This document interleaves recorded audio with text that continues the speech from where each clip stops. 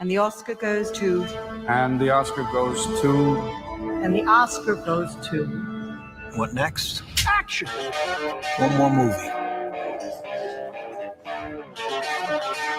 It's a stereotype. And action!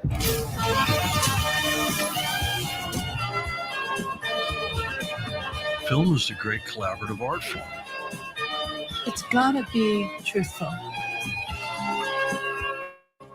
I pick my feature film battles very carefully. And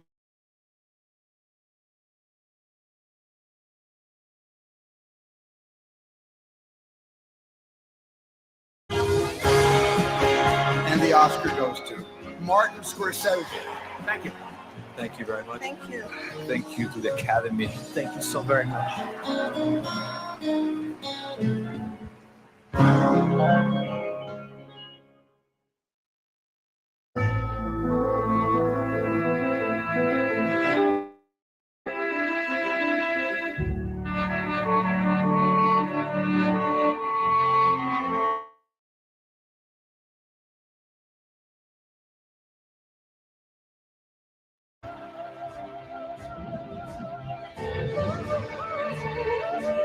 And action!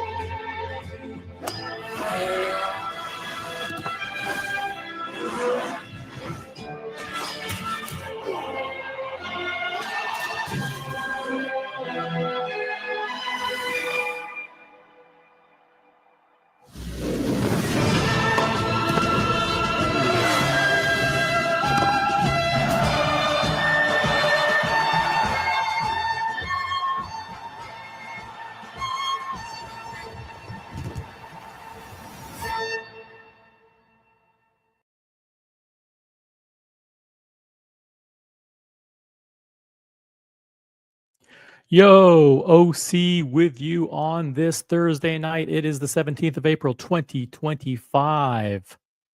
Thursday night on the original OC channel. What's up, guys? We have an incredible show lined up for you today. We have absolutely nothing planned, but it'll be okay. It won't be bad, I promise.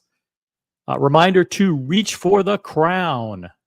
2025 is the year of the Rolex Day-Date. Make sure you have one. Make your plans now. If you don't have a Day-Date, it's time to get one. The price of gold is only going up. As you saw here yesterday, we broke the news that Patek Philippe has quietly implemented price increases, and the Swatch Group is in the process of implementing price increases across their brands, Omega, Breguet, Blancpain, Glashütte, and others.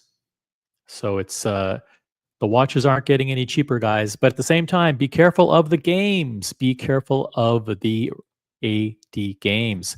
It takes a very savvy person to navigate the journey. Very savvy to navigate the journey.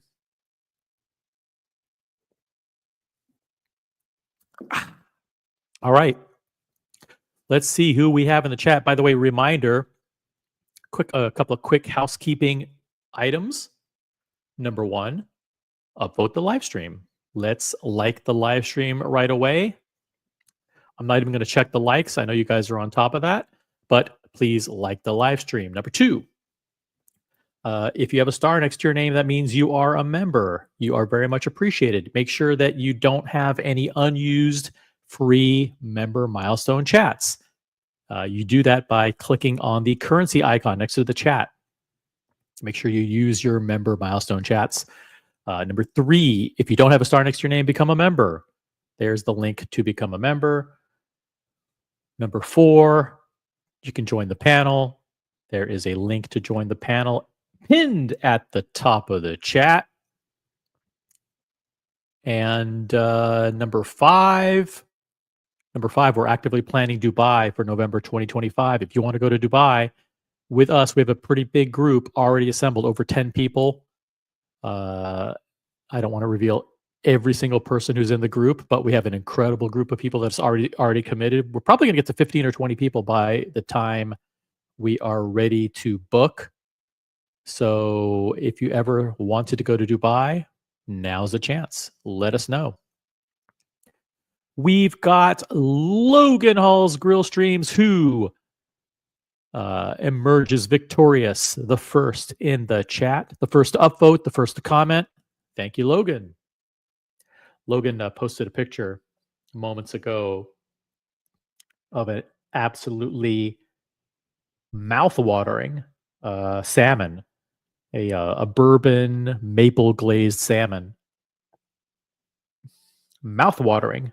And check out Logan Hall's Grill Streams on YouTube. And we got Vimal in the chat. What's up, Vimal? We've got Air King Ben in the chat. Air King Ben says, Logan, check your WhatsApp. He already responded. I don't know what that's about. I have an idea. Air King Ben is the unofficial ambassador for the United Arab Emirates Tourism Board. I didn't know that he did that part-time, but apparently Air King Ben has taken upon a new role. He retired a couple of years ago, and now he is working for the American Emirates Board of Tourism. True story. And so if I can't think of a better ambassador to get people to Dubai than the awesome Air King Ben, who may be in Dubai. He may or may not be in Dubai. If Air King Ben is in Dubai, doesn't that mean like everybody should go to Dubai? Come on. That's pretty. Your chance to meet and hang with Air King Ben, fucking legend, guys. Absolute legend. We've got Wristwatch Holic. The day date is a true Rolex. Nice. I got Gen G in the chat. What's up, Gen G? Who else? Who else do we got? We've got Wristwatch Holic, who just became a member. Thank you. Awesome. Appreciate that. Everybody who's a member is very much appreciated, and non-members too. But come on, guys, become a member. We got America5726 in the chat. What's up, America? We have a fantastic interview for commentary. An interview conducted with Khaled Ebrahimi. And Khaled Ebrahimi, you guys know him by his business name, Luxury Souq, on YouTube and on Instagram. He is by far one of the biggest, most successful watch dealers in the world. And he's based in, you guessed it, Dubai. He's based in Dubai. And there's a very good chance that we'll be coordinating I can't give too much away. But guys, it's going to be fucking epic. You've got to come to Dubai this November. I can't promise that there will be a Luxury Souq sponsored party. I can't say that. That would be inappropriate for me to say something like that. But there's a good chance that we'll have something cool lined up in Dubai. A lot of cool events in Dubai, including, by the way, Dubai Watch Week. We have a whole meetup plan that overlaps with Dubai Watch Week. So spend a day or two at the show, maybe a day max at the show, and then ride some dune buggies with us, hang out by the pool, go camel riding, can private tour of different places. Come to Dubai. All right. Let's see.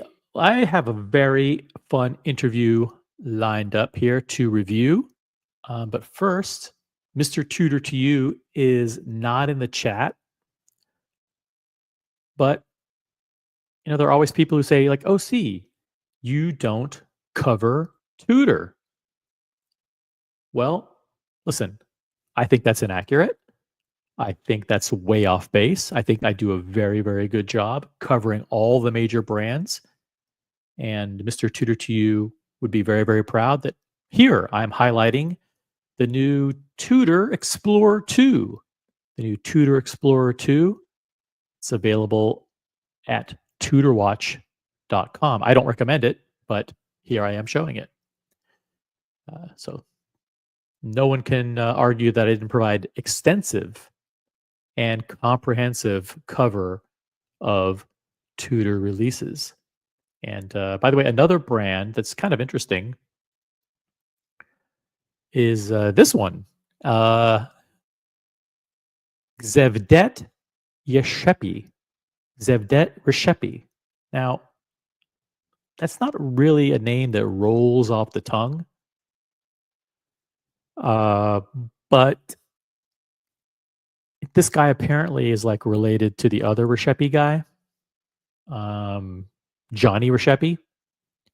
So this guy, Zevdet, which isn't the easiest name to pronounce, Zevdet Reshepi, is he's also doing watches apparently. So it's like two competitive brothers, and like Zevdet and Johnny are like going toe to toe in the Reshepi household for the claim of the most, best watchmaker or whatever. I'm not really going to cover this in depth, but I just thought this picture was interesting. That listen, there's war in the Reshepi family. Two brothers going at it. All right, we got 25 people watching. Let's get to, I'm going to pull this up. You guys are going to really, really enjoy this interview. Boom.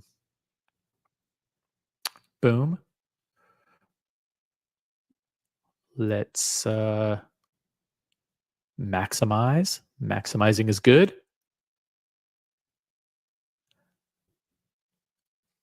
And let's get to it. If you want to join me on the panel, I can't do this analysis alone, guys. You don't want to hear OC analyzing and doing commentary over this video. It will be awful. It'll be boring. It'll be monotonous. You don't want to do that. You don't want to hear that. So, like, jump on the panel, or I'll have to bait you on the panel. I'll have to bait you with outrageous opinions.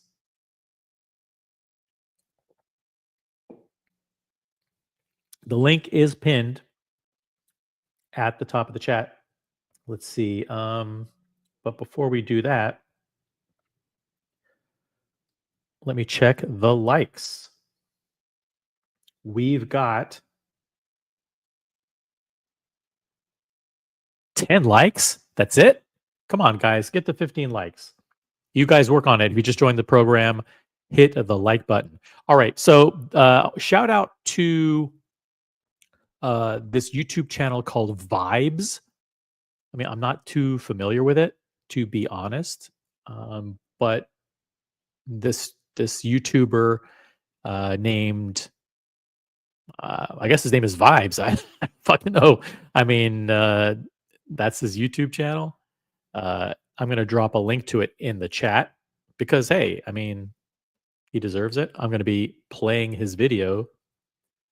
So the link to his YouTube channel is dropped in the chat. It's Vibes Show, youtube.com/@Vibes And just a reminder that the use of copyrighted content within this broadcast is being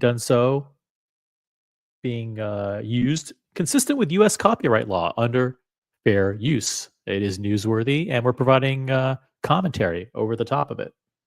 So what we are doing is consistent with fair use. And I also want to, so I've dropped the link to the Vibes channel. I'll also drop the link to the, to the Luxury Souq website. Not that anybody here is going to be going to Dubai to buy anything, but as a courtesy, dropping the link here to the Luxury Souq website. Now, this is Khalid Ibrahimi. If you guys don't know, Khalid is probably the biggest secondary dealer in the Middle East. And he's the CEO of Luxury Souq, and he's on Instagram, and he's also on YouTube. Let me, this is a courtesy. I'll also drop his Instagram. Let's see here. Instagram.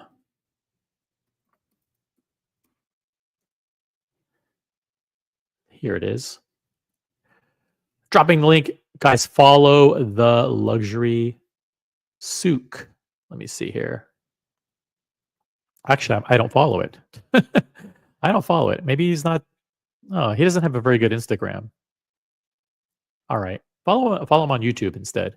Here's the link to his YouTube. Let's find his YouTube. All right. Boom. The Luxury Souq YouTube channel. God, even that's not good. I think he just does shorts.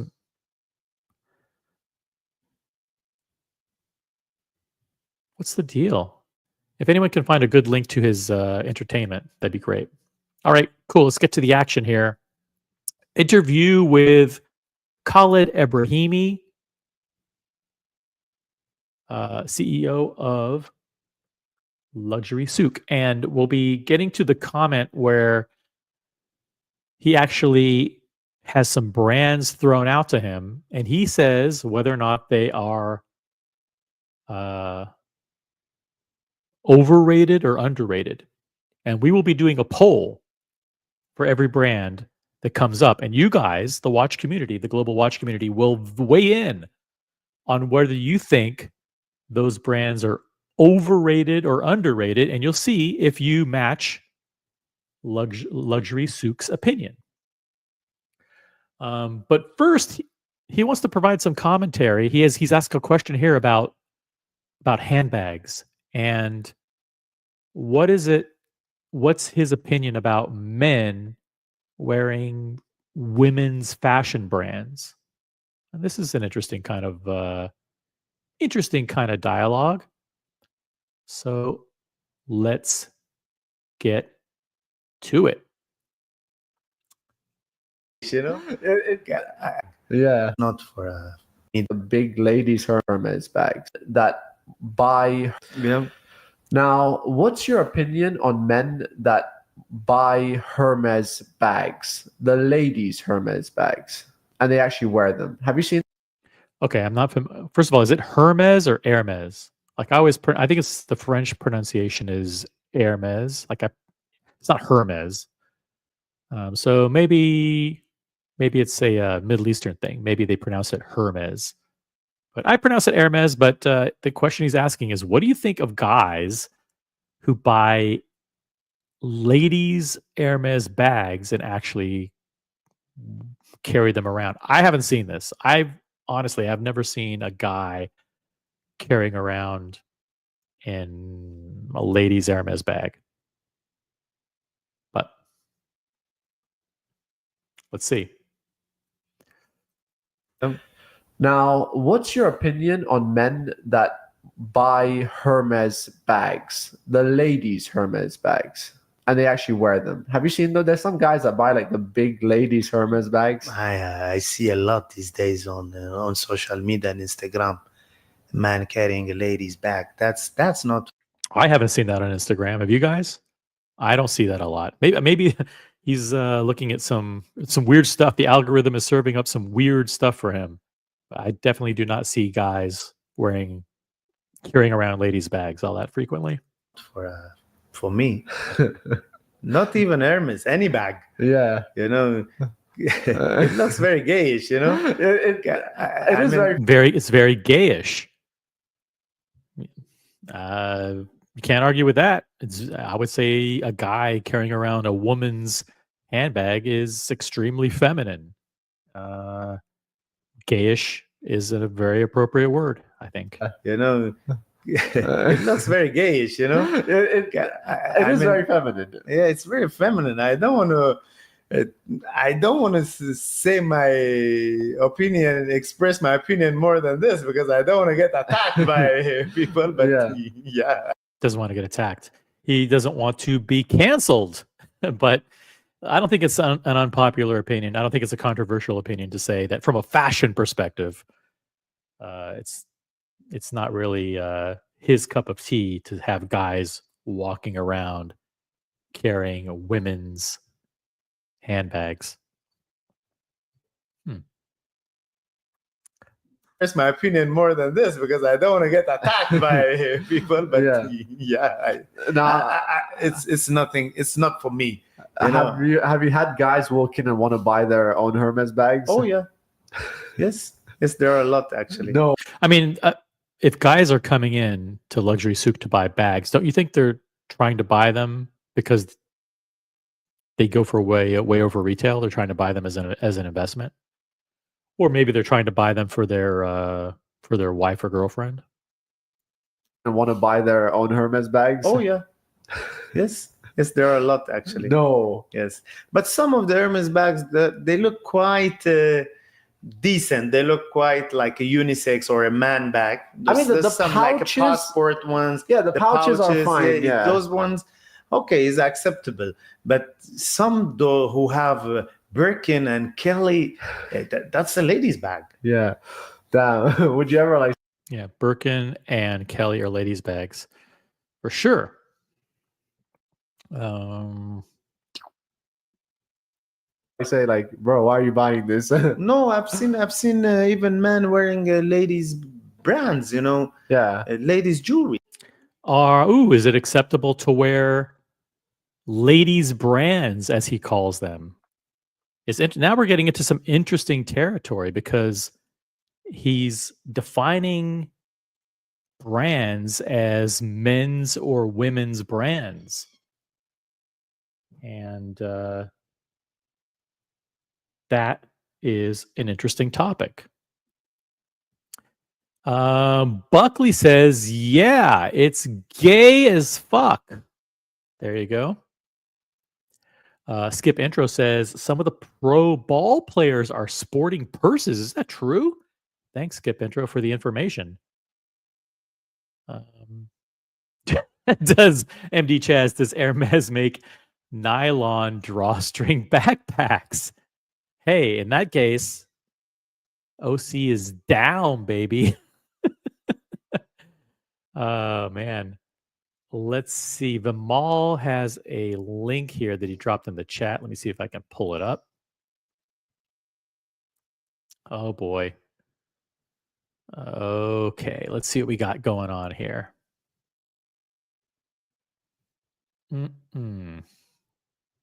All right, this is called pursebop.com.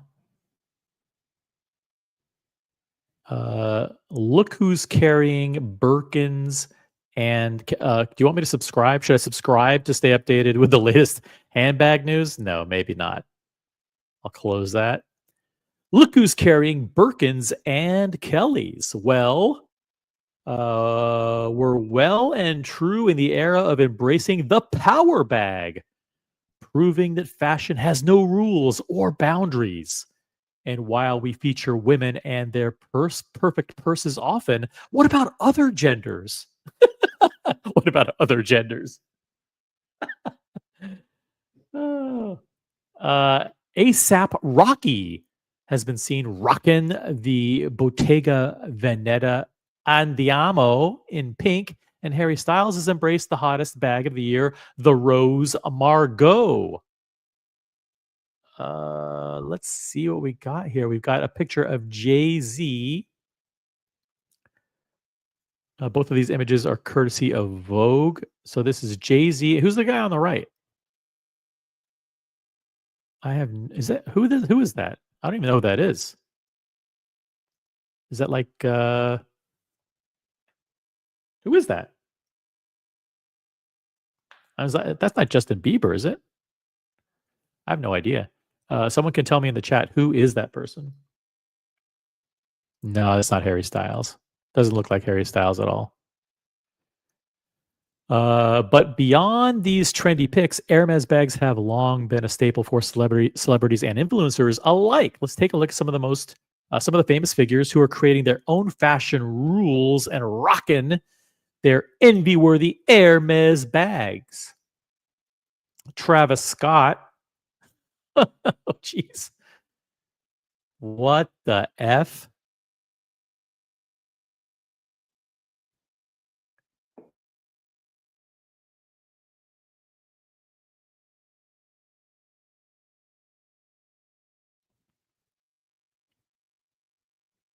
Jeez.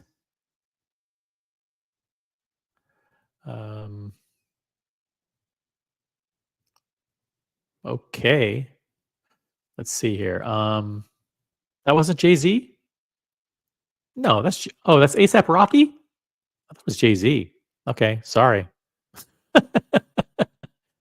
Sorry. Okay, so here we have Travis Scott, famous for his collaboration with AP. He's been known for rocking designer bags, particularly the oversized Hermes Haute Couroy. What the hell? HAC? Originally designed to carry saddles, this extra large offering is the oldest member of the Hermes bag family.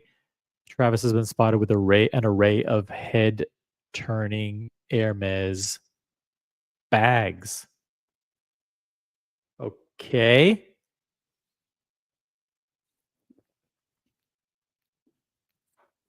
That looks ridiculously uncomfortable to carry. And then we have who's this guy? What's this? I have no idea who these people are. Like, how come they're not captioned properly? Is this another Travis Scott? It just says image courtesy of Vogue. I don't fucking get it. I don't even know who these people are. Stupid. That looks gay AF, to use Buckley.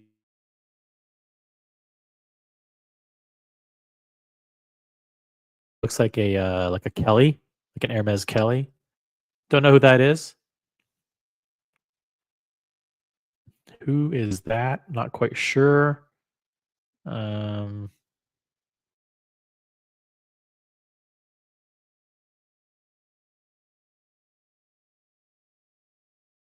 bet you if you looked at it from a different angle, it looks like a purse. What is the hell's going on? That is definitely not a beach bag. Marc Jacobs? Isn't he like a fashion designer? If he's a fashion designer, he can get away with it. Maybe.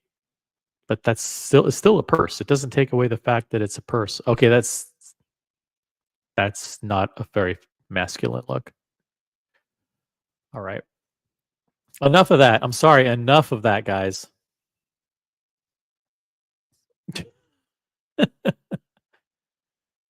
Sorry. Listen, I apologize. I don't know who those people are. There were like 7 or 8 or 10 guys there. They all look the same to me. No offense. Hey, I'm not saying that. Getting in trouble. I'm getting in trouble. Okay, never mind. All right, let's continue on. Khalid Ibrahimi. I'll just call him Luxury Souq going forward because everyone knows, him by his kind of company name. Luxury Souq is now going to comment on guys wearing, quote, ladies brands. Interesting. Let's see how this goes. I've seen even men wearing ladies brands, Yeah. ladies jewelry that's made for. Yeah, and I guess nowadays there's also a trend. A lot of men wear Van Cleef. What do you think about the men that wear these Van Cleef bracelets? What do you think about it? Is it acceptable for men to wear bracelets by Van Cleef and Arpels?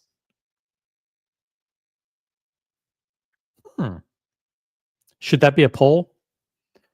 I can do a bunch of quick polls, like where the first 20 people to vote, their voices get heard. So let's do that one real quick.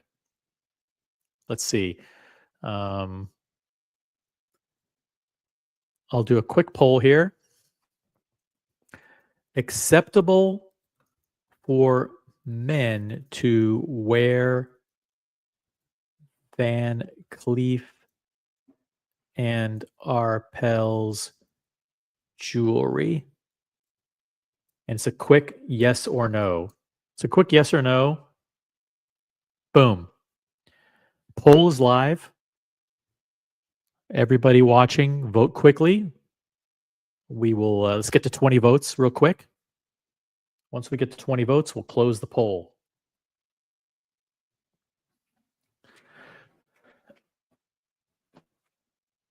Get to voting, guys.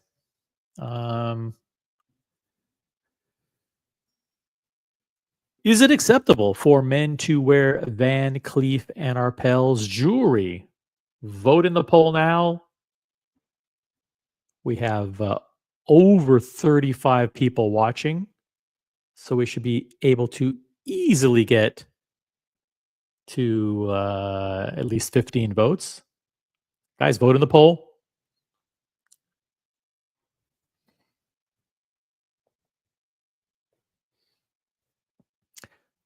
Let's vote. Buckley says, if I show up at a dinner with a bag, after the dinner is over, walk me down into the subway and push me in front of the express train. It doesn't matter which train, even if it's a train that's pulling into the station, it's going to kill you. So I don't want to have to figure out which train coming is an express train or a local train. But Buckley will never show up to a dinner with a woman's handbag. Wouldn't it be funny though if because Buckley and Mrs. Buckley are expecting? Wouldn't it be funny though if they could have like one of those diaper bags, and the diaper bags is a designer diaper bag? So he's got like formula and a couple extra diapers, and he's got baby wipes, and it's a designer bag, and he's carrying it around the mall. That picture would be priceless.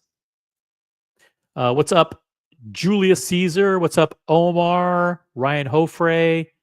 If I missed anybody, I apologize. Welcome to the show. We are reviewing an interview with Luxury Souq. Guys, we have room for 3 more votes in the poll. We need 3 more people to vote. I want high participation in these polls. These polls are going to be swift and they're going to be decisive. So like, don't waste time. Just vote in the poll immediately.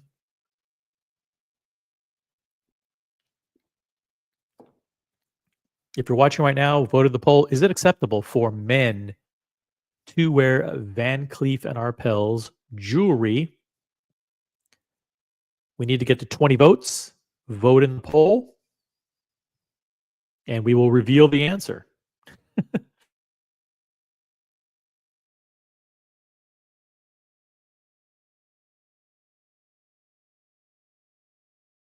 80% of you said no.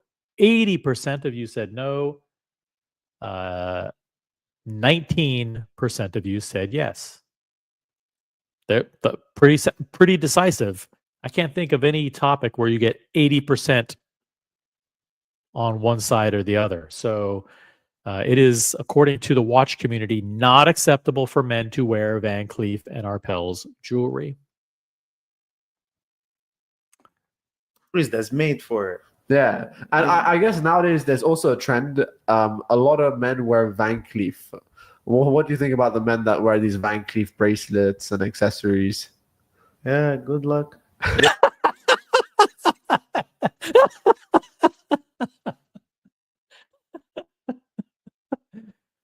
This guy has a great personality. I mean, if you ever see his videos on YouTube or Instagram or whatever they're on, he seems like the nicest guy. I mean, obviously he's built and amassed a fortune. I think he has over a $250 million in inventory under his control. So, I mean, he is one of the most prestigious dealers in the Middle East. And it just seems like a totally likable, funny guy. But I love his answer. That wear these Van Cleef bracelets and accessories. Yeah, good luck. They are not good wives, I can say. They're not good wives.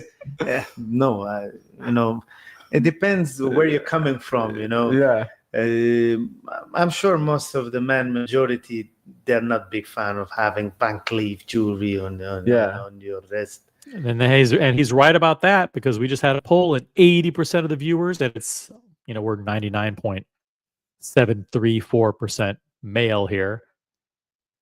You guys agreed that having that you should not be wearing Van Cleef and Arpels jewelry. They're not big fan of having Van Cleef jewelry on your wrist. This is a weird But test. it's actually become not my favorite, you know. It's become very popular for like I've seen a lot of Van Cleef bracelets, you know. Don't get me wrong, I like Van Cleef bracelets. I think I like the style. I like that. I don't know what the name of it is. You guys know in the chat what that particular design is. They look like little clubs or whatever, like these four, like a clover or whatever. Like I get that. I like that. I like the bracelets. I like the necklaces. I like all of that stuff. But on women, I like it on women. Yeah, it's not you wouldn't wear it. No, never. I mean, I think Cartier is fine, maybe, right? Cartier is okay, but just Cartier is fine, maybe. Is it okay to wear Cartier? Is it okay to wear Cartier bracelets and Cartier jewelry? No, never. I mean, I think Cartier is fine, maybe, right? Cartier is okay, but I think some bracelets are just more feminine, like the ones with little chains on them. Most of the real men that I know, they wear good watches. There you go. Most of the real men that I know wear good watches. Don't wear these things along with it. Yeah. Yeah, those men. I don't like. I've seen people wear expensive watches and then on the same wrist as the watch, they're wearing like fucking black beads and like weird shit, next to the watches, like banging up against the watches. I'm not a fan of like having like. They look cheap. I mean, I don't know if they're expensive or not, but I don't subscribe to this whole notion of like you have a really nice watch, but you also have like 3 rings of fucking beads banging up against it. I fucking hate beads. Beads are fucking lame. We have John D in the chat. What's up, John D? You got Jeff in Miami in the chat. He would never be caught. Well, he would definitely be caught holding his girlfriend's Hermes bag. For sure. But he would never carry it around. And he wouldn't have one of his own. Would he have an Hermes watch roll? I don't know. Maybe he would have. Maybe if someone wants to buy a Louis Vuitton watch box, is that considered feminine to have Louis Vuitton watch box? And if anybody is selling one, feel free to drop your name in the chat. We may have a buyer. By the way, if you want a Louis Vuitton watch box at a discount for $6,000, drop your name in the chat. But you have to be willing to wire the money tomorrow. A very, very mint condition Louis Vuitton watch box, $6,000. All right. We have a Ghost of Yiddish Gambino in the chat. He says, what about Van Cleef & Arpels cufflinks? Ooh, that's a gray area, right? I think, I don't know. I don't wear cufflinks, but I can imagine that it might be acceptable to wear Van Cleef cufflinks.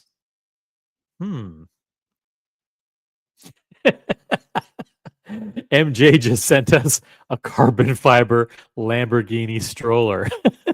wait till you get the Chanel diaper bag, Buckley, and you're carrying around a Chanel diaper bag in the mall. Oh man, that's gonna be epic, absolutely epic. Hey, got Think Real in the chat. What's up, Think Real? All right, let's continue on. Let's by the way, Jeff is in the chat. I'm not I hope I'm not revealing too much, but if you are in the market for a really, really mint condition, slider material condition watch box from Louis Vuitton, and you want it for more than $2,000 under the retail price, drop a note in the chat. But act quickly, and you have to be able to wire the money tomorrow. Get back to the action. By the way, we have nearly 50 people watching. This is the OC channel.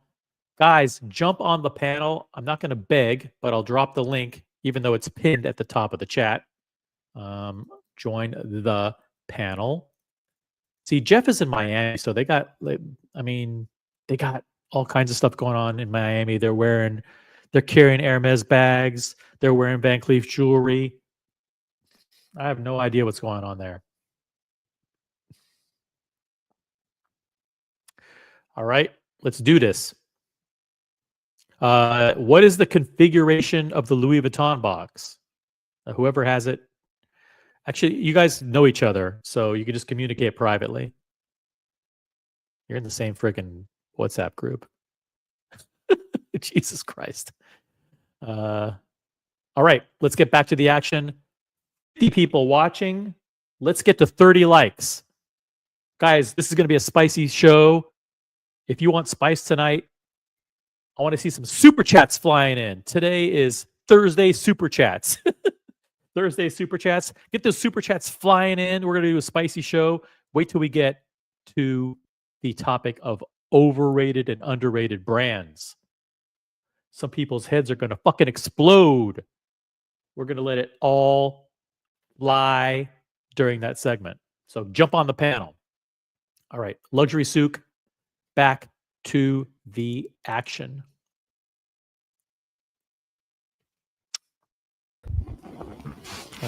What's up? Precede, yes. This is a really good. This is a really good show, right? No, not the show. The show is okay. But the interview, right? This interview is really good. He draws some really good insights into strong, really good brands. By the way, if you want to watch the entire video, head on over to. Don't do it now because we're doing it live here and we're doing it with commentary. But head on over to the Vibes Show YouTube channel. The link is in the chat. And go check out the full interview there. It's a really good interview with Luxury Souq. I mean,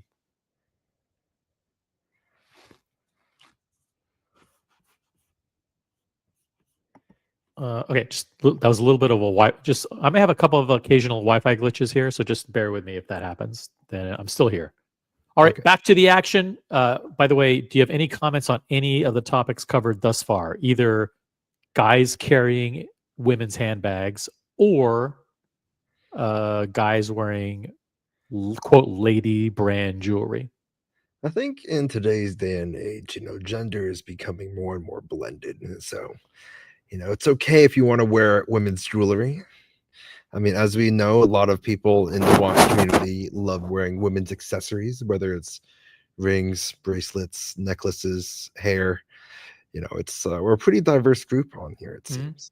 We should be more gender fluid in this hobby, is what you're saying, maybe. I mean, I think everybody is already pretty gender fluid. I think we gotta. You have some people wearing lady-sized watches. That's on the edge over there, stacking bracelets. All right. So we have a member of the panel promoting gender fluidity. That's good to know. Yeah. Listen, it's an open-minded panel tonight. Yeah, Jeff has like this massive Cartier love bracelet. I don't know who gave it to him, but it's pretty effeminate, and I think he lost the screwdriver because I've never seen him without it. By the way, Jeff says, if you're interested in a Louis Vuitton watch box, an 8-watch box with the Daimler graphite monogram, then express your interest in the chat. So that's this Daimler, like Daimler Chrysler, like the Mercedes logo.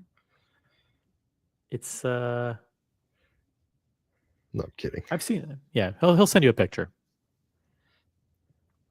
Got Ryan Singer in the chat from Puerto Rico. Ryan is joining us from a place where we love Puerto Rico. You're reminding everybody to upvote the live stream. I also have Speedy Horrendous joining us from Hawaii. Speedy Horrendous joining all the way from Hawaii. By the way, we're going to continue playing this video. Hey, Johnny O's in the chat. What's up, Johnny O? Thank you for upvoting. Over 50 people watching. We're going to get to the good stuff soon, but it gets even spicier, guys. It gets even spicier. Back to the action. It's become very popular for like, I've seen a lot of Van Cleef bracelets, Yeah. It's not you wouldn't wear it. No, never. I mean, I think Cartier is fine, maybe, right? Cartier is okay, but I think some bracelets are just more feminine, like the ones with little chains on them. Most of the real men that I know, they wear good watches. They don't wear these things along with it. Yeah. Yeah, and those men, they have weird taste. They buy full diamond. Ooh, those men, I think he's trying to say they have weird taste. So if you're wearing a bracelet or beads or whatever, women's accessories along with your good watch, you have weird taste. Along with it. Yeah. Yeah, and those men, they have weird taste. They buy full diamond Cartier, for example. They buy full diamond Piaget. They don't go for this type of very classy and trendy high investment pieces. They are okay. Well, I want to Go ahead. challenge a few questions. I want to posit a few questions here, right? So, is it gay to do that? Because when you realize when men wear jewelry, expensive jewelry, diamonds, gold, bracelets, it's primarily to attract women's attention because they recognize the brands. A typical dude isn't going to recognize a Van Cleef bracelet. So they're really wearing this to attract women. And now, is it gayer to do that? Or is it gayer to wear some weird niche Patek Philippe to attract the gaze of dudes? Because you're only wearing a 5990 gray dial that you have to specify to impress other dudes. And that seems pretty gay.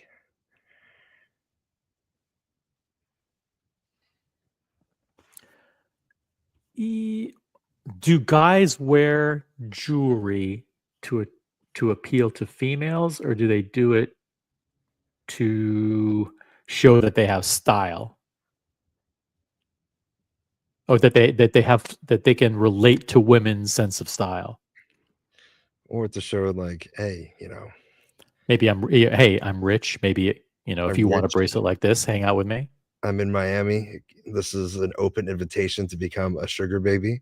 I have a strong relationship at Hermes to get you that Birkin. Versus, I got a Rexap, what's up, dude? All right. Let's keep going. Wear good watches. They don't wear these things along with it. Yeah. Yeah, and those men, they have weird taste. They buy full diamond Cartier, for example. They buy full diamond Piaget.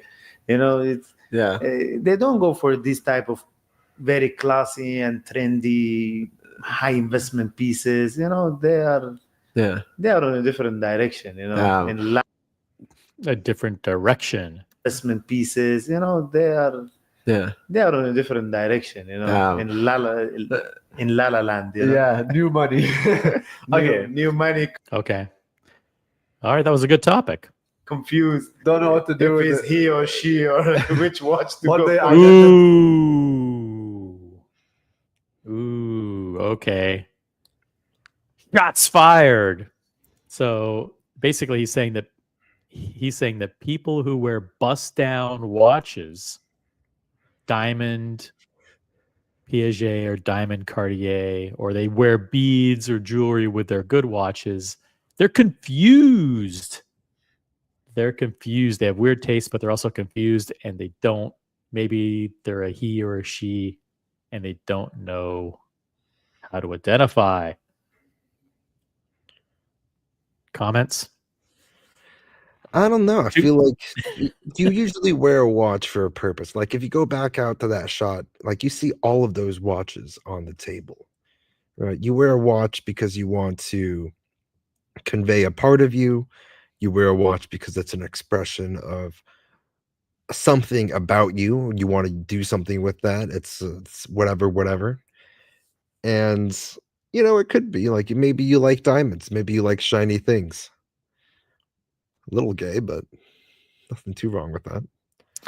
Look at that. By the way, you mentioned that assortment of watches on the table. Look at that. It's just like, that looks like about 30 RMs and Pateks just strewn out over the table. That's just a smidge of his inventory. The guy is if you very love well RM, known and regarded.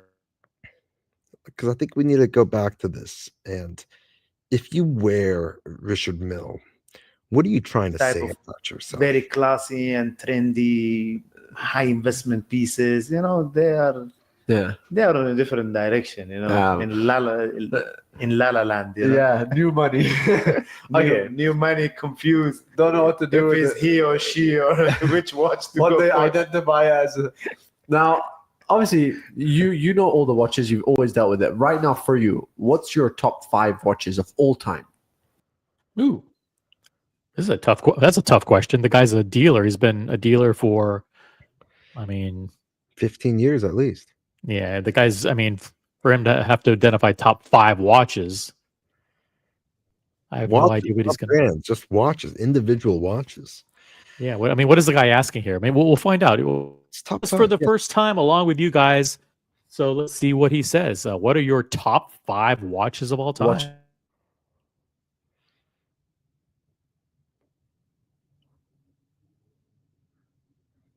I really love independent brands. Ooh. I love independent brands.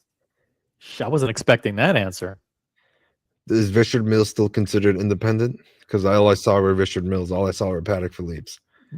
I didn't see any MBNF fucking Any Debbie Tunes? Locust Machine or whatever the fuck it's called on there. I didn't see any Urworks. I didn't see any fucking MBNFs that look like a fucking tarantula on that table. On here.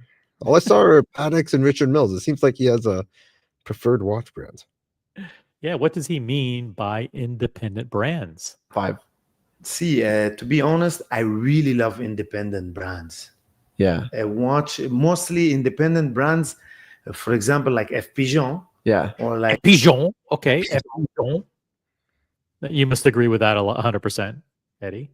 They're okay. They're okay. You have famously picked up one last year. You picked up the Jeff.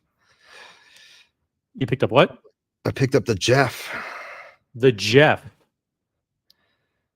Sad. Which is which model? It has a moon, the loon. The loon. Is it called Octaloon or just loon? Octaloon. Octaloon. Epijourn Octaloon. Is that with the salmon dial? No, it's with the platinum dial. Platinum dial. Platinum on platinum. Platinum on platinum, baby. Watch mostly independent brands, for example, like F. Pigeon. Yeah. Or like MBNF. The watch is very difficult to sell, to resell. Because just the watch lover, watch connoisseur, somebody sick about watches like myself. Yeah. These guys are only the buyers. But don't give me. Okay, so listen, he likes F. Pigeon and MBNF, but those kinds of watches are not easy to sell. I also noticed that there were no FP Jorns or MBNFs. Nope. 0 FP Jorns and MBNFs because he wants to sell stuff that sell. But actually, but having that kind of inventory, don't you think he got crushed with those Richard Milles? Yeah, with so many Richard Milles. Probably has a lot of unrealized losses. He's probably taking a massive haircut. I know. Yeah. By the way, in this interview, which you guys should watch on your own, he's asked, and it may be coming up later in this interview, what's the biggest loss you've ever had on a watch or on a sale? You'd be shocked to hear the answer. The watch brands, give me top 5 watches, like specific, like FBNF. So now he's asking, I want to know exactly which references are your out of the thousands of references you've dealt with over the years. I'm going to put you on the spot, and you have to name 5 very specific references and configurations. The watch brand, top 5 watches, like specific, like FBNF, whatever. Yep. Billionaire. FPNF. Yeah, which model of FPNF do you think is the best? Does this guy know anything about watches, or does he just love handbags? What's going on? The FPNF. The FBNF billionaire. Watches, like specific, like FBNF, whatever. Yep. Billionaire. The billionaire. FPNF billionaire. So you combine 3 brands. That's pretty humbling. Ooh. Wow, we're breaking news PNF, here. whatever. Yep. Billionaire. For me, I love FP John Elegante model. FP Journe Elegante, one of his top 5 models I of wouldn't all have thought time. that. I wouldn't have thought that. That is Wow, that's that's unexpected. that's really unexpected. No horology, only flex. Wow. That's I- top one? Yes. Number I one. love it.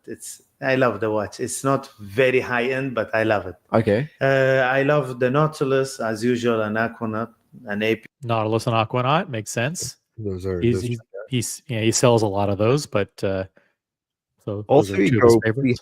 all three go like double retail too. Interesting. is always the Perpetual or Tourbillon. Yeah. Oh, so he's saying AP now. AP, perpetuals and tourbillons. Not an AP is always the Perpetual or Tourbillon. Yeah.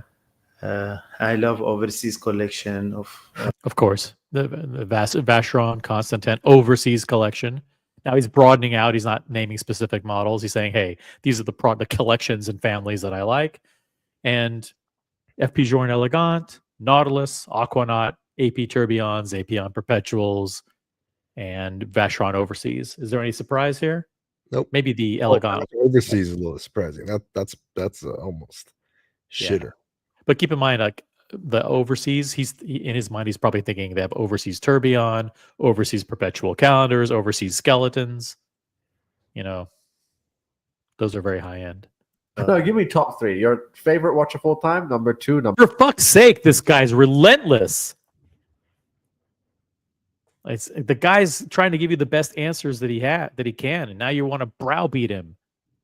No, I want your top 3, in fucking chronological order. Kind of did. He overseas said collection. Elegant, No, Nautilus. give me Aquanaut. top 3. Your What?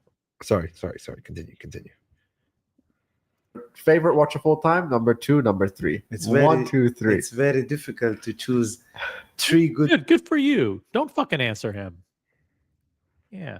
Don't be fucking browbeat into fucking crystallizing thousands of watches you've learned over the years and just naming 3 in order. Fuck that. Time, number 2, number 3. It's 1, 2, 3. It's very difficult to choose 3 good watches among Hundreds of thousands. No, give me your top watch now. 3 good watches among Hundreds of thousands. good. There are so many good brands and successful models in the watch market. So Yeah. it's very difficult to Okay. limit. Once you And he's also a dealer. Like, what, so of course he wants to, he doesn't want to say like, I don't like this brand or like my 3 Or be like- favorites are this. Like, give him a little bit of leeway, come on. He just named FP Journe Elegant. He says, I like the Nautilus, I like the Aquanaut, I like AP Tourbillons, AP Perpetuals, and the Vacheron Overseas. Isn't that detailed enough for you? get into the game, it's very hard to limit yourself to 3 or 4 or 5. Yeah. I'm putting you on the spot right now. Yeah. Okay, this is going to be a hard question, but what watch brand do you hate the most? Ooh. What watch brand do you hate the most? Tough question. Guys, we have over 50 people watching. Please upvote the live stream. Let's get to 40 likes if possible. Let's see what's going on here. Let's get to 40 likes, guys. What do you think he's going to say is the most, the watch brand that he hates the most? I would say, I don't hate any brands, but I've got a list of 200 or 300 brands that I don't like. BS says he's not going to say.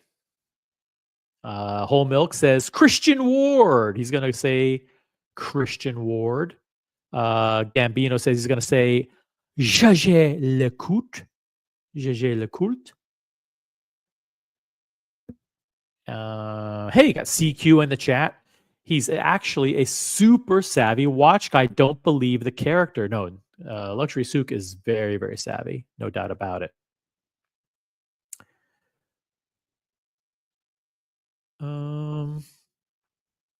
Let's get back to the action. By the way, if anybody wants to jump on the panel, the link is pinned at the top of the chat. Julie Caesar says Zenith. Vimal says IWC. Let's see what he says. Question, but what watch brand do you hate the most? Oh, I should say the true answer. Yeah. Oh boy. The true answer, here it comes.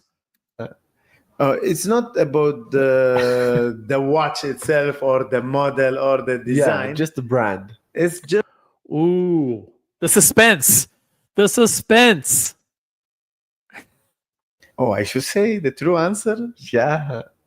It's not about the watch itself or the model or the design. I'm gonna say Jacob and Co. I think he's gonna say Jacob and Co. That would be fucking spicy if he did. That would be crazy if he said Jacob and Co. Come on, this is gonna be fun. Okay, this is going to be a hard question, but what watch brand do you hate the most?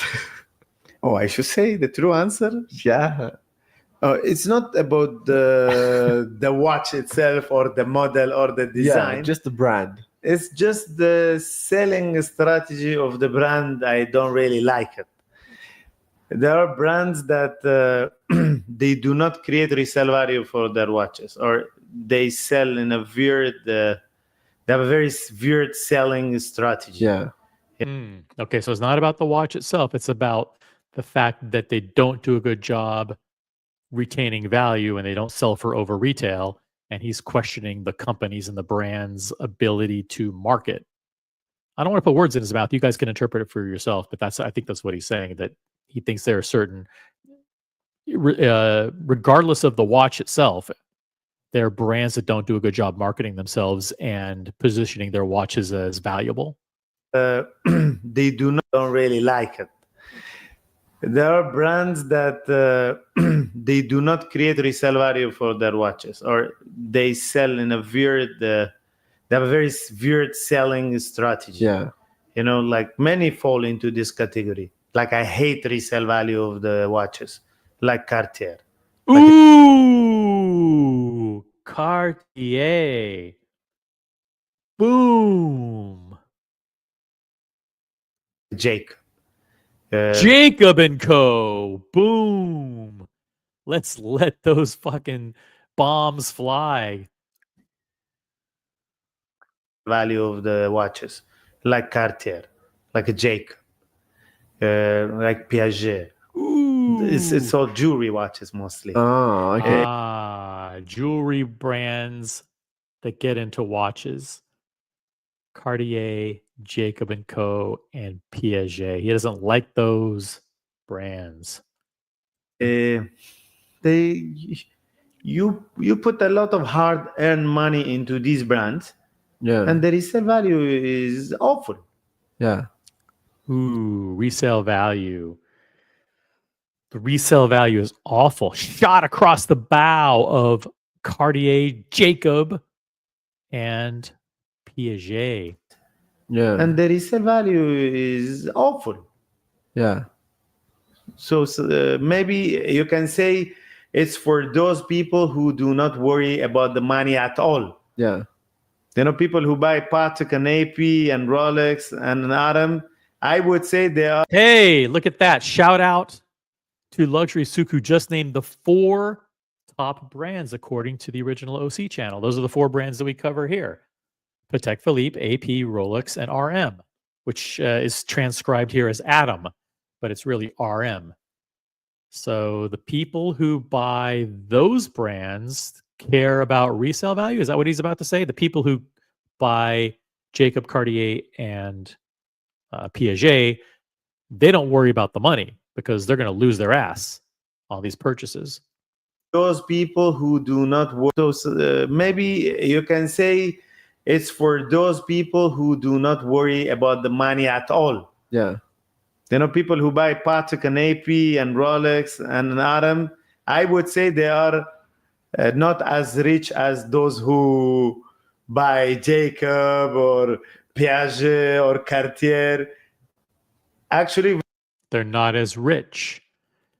They're not as rich as those who buy Jacob or Piaget or Cartier. And then I think he's saying they're not as rich because those people who buy those brands maybe care a little bit more about not losing their ass.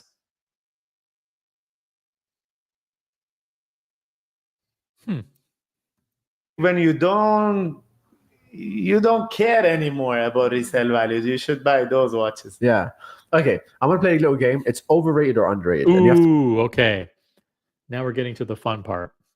So now we're going to play a little game called Overrated or Underrated. This guy from Vibes, who is the interviewer here, he's going to shout out a brand. And Luxury Souq is going to say whether or not the brand is overrated or underrated. Okay. And what we're going to do is we're going to do flash polls here. And you guys are going to vote in the poll. So you'll actually cast your vote and you'll say whether or not you think the brand is overrated or underrated. And then we'll hear Luxury Souq's answer. Does everybody understand the rules? All right, let's get to it. It's a game called Overrated or Underrated. Let's see who's first. Should buy those watches. Yeah. Okay. I'm gonna play a little game. It's overrated or underrated, and you have to be honest. Yeah. So I'm gonna tell you brands. You have to say if you think they're overrated right now or underrated. Yeah. Everybody understand the rules? Ready? Buy those watches. Yeah. Okay. I'm gonna play a little game. It's overrated or underrated, and you have to be honest. Yeah. So I'm gonna tell you brands. You have to say if you think they're overrated right now or underrated. Yes. And even if they're good brands, they can still be overrated. Okay. Yes. Rolex. Rolex. All right, let's start the poll. I'm going to start the poll right now. Rolex, overrated, underrated. Okay, boom. The poll is live. We have over 50 people.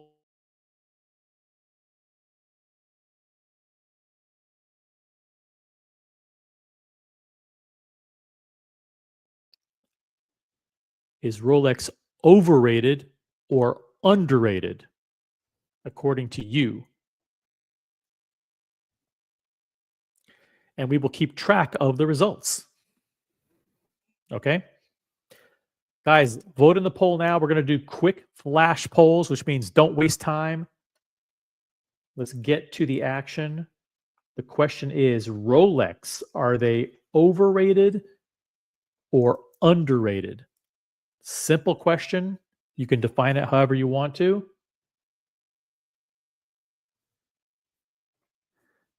Vote in the poll. Let's get to 20 votes. Do you think Rolex is overrated or underrated?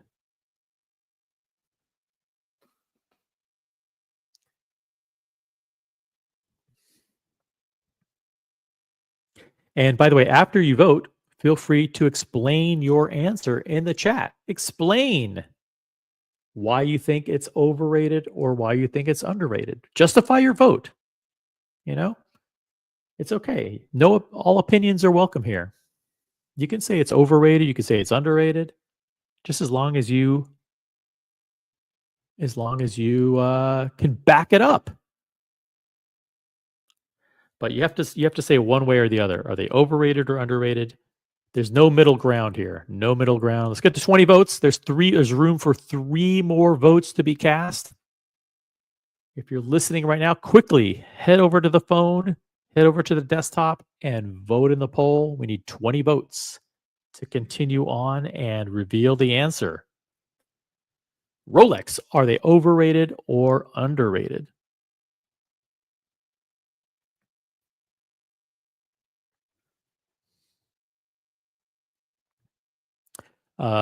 Julius Caesar says they're fairly rated. BS says they're overrated. Just because I don't think they're selling for the prices that they're selling for in secondary. Interesting.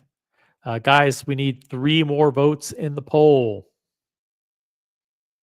Let's get to 20 votes. The question is, Rolex, are they overrated or underrated? Quick votes in the poll.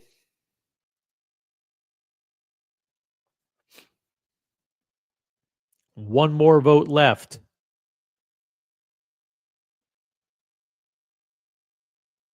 One more vote left. Let's get to 20 votes, guys. With over 50 people watching, it should be pretty.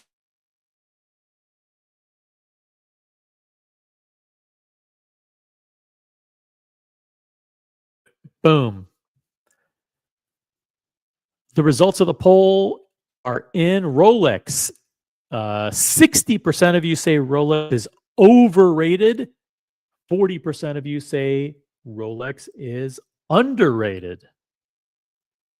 Explain yourselves in the chat. Explain your reasoning. Ryan Hofre with a flamingo blue highlighted comment. Thank you. Rolex is overpriced, not overrated. Interesting analysis. Very fair comment there. Let's get to Luxury Souq's answer. Are you ready? He will now reveal his viewpoint. Are they overrated or are they underrated? To be honest. Yeah. So I'm going to tell you brands. You have to say if you think they're overrated right now or underrated. Yes. And even if they're good brands, they can still be overrated. Okay? Yes. Rolex. Overrated or underrated? Rolex is always underrated. They always underrated. Rolex. Overrated or underrated? Rolex always underrated. They always should be at the top of the top. Really? Okay. They're always underrated. They should always be at the top of the top. Well, there you have the answer. According to Luxury Souq, they are underrated. AP. AP. All right, guys. AP. Let's do another flash poll. It's going to be simple. AP. Overrated or underrated? You guys vote. You let me know what your answer is. Let's do it fast, guys. We have over 60 people watching now. We should be able to get to 20 votes lickety split. Super easy. So vote immediately. Is AP overrated or underrated?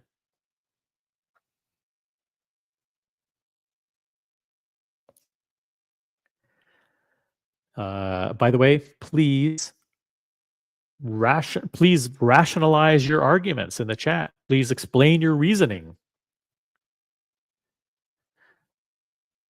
Let's get to the 20 votes, guys. The question is simple. AP, overrated or underrated? Ryan Hofer says AP is extremely overrated. Wow, extremely. Got Bruce G in the chat. What's up, Bruce G? No brand generates profits for secondary dealers like Rolex. Thank you, Bruce G. Bruce G is also a member of the OC channel. Thank you. Really appreciate Bruce G. Got Mr. G in the chat too. He's also a member. What's up, Mr. G? Guys, the question is AP overrated or underrated? Vote in the poll.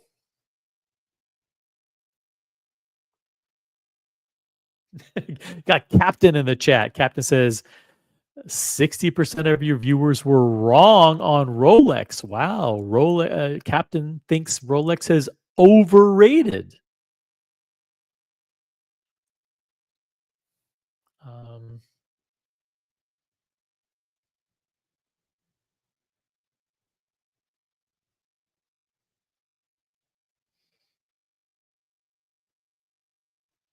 I'm sorry. Captain thinks that 60% of the people were wrong. So he thinks that Rolex is underrated. All right. Sorry about that. Guys, let's get to 20 votes. If you're Still, if you're tuning in, we've got a poll running. Got to vote in the poll. The question is AP.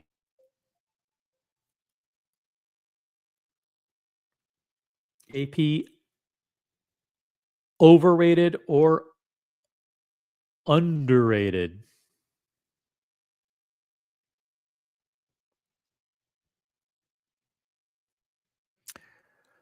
Let's get to 20 likes.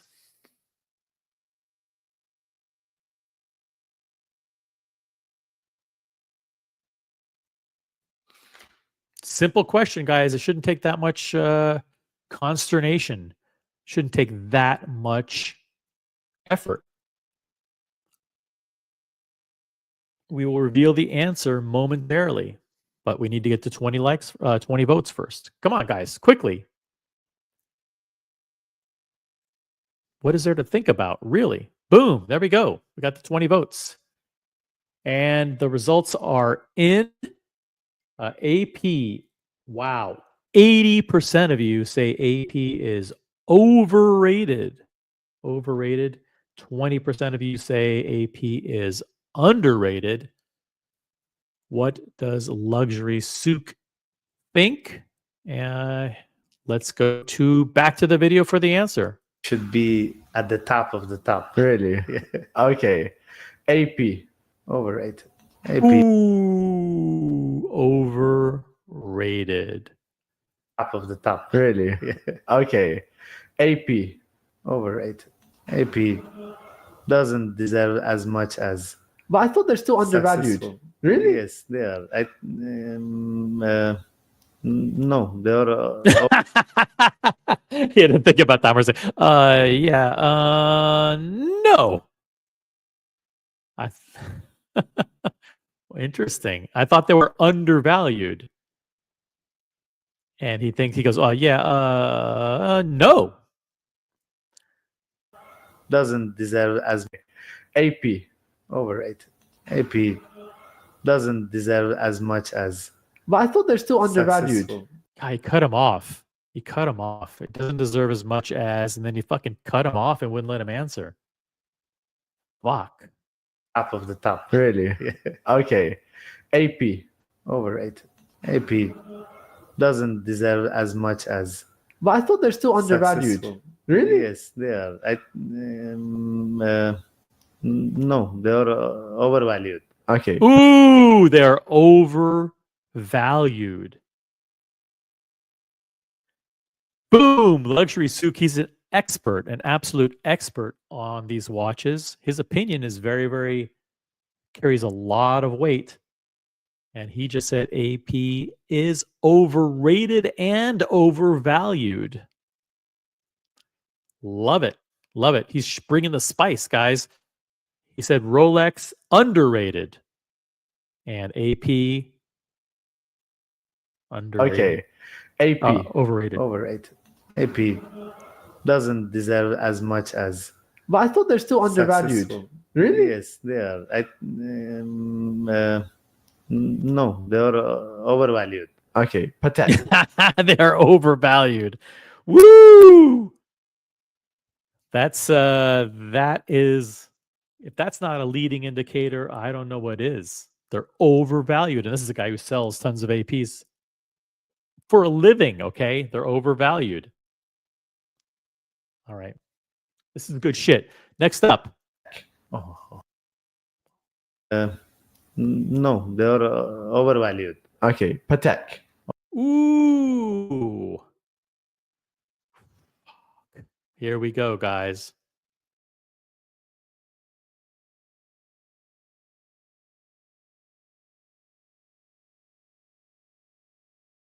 All right. Patek Philippe, overrated or underrated? The poll is live.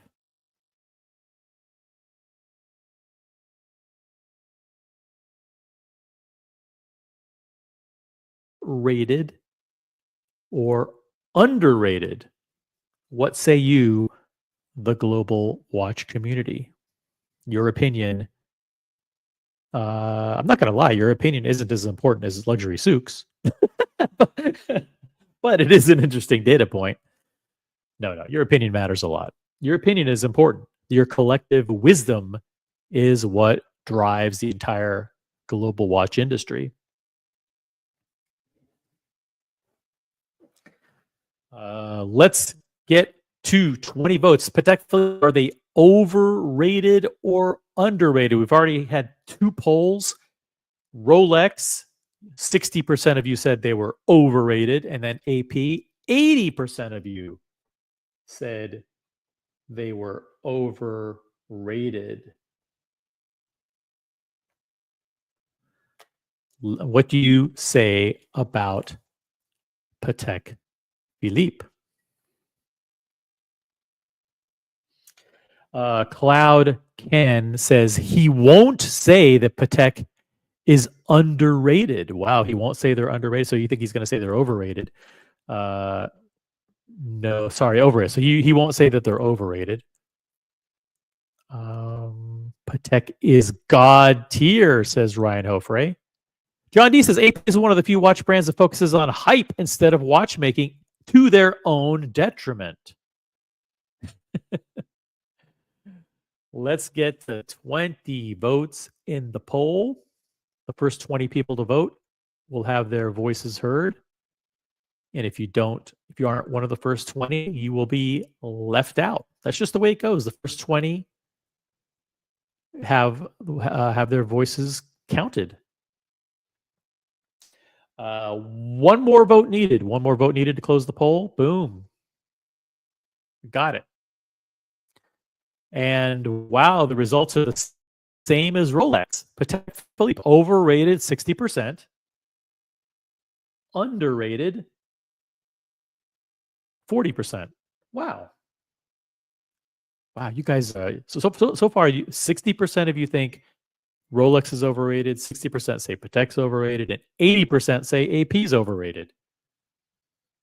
What does Luxury Souq say? Back to the video. Patek, overrated or underrated?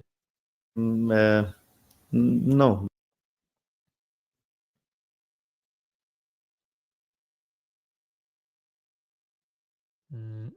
Eddie, welcome back.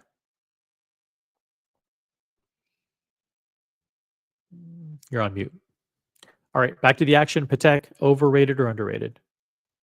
They're overvalued. Okay, Patek. Here we go. Patek, ready? Always is undervalued. Yes. But they're so expensive. They deserve to ask any price they want. Okay. They deserve to ask any price they want.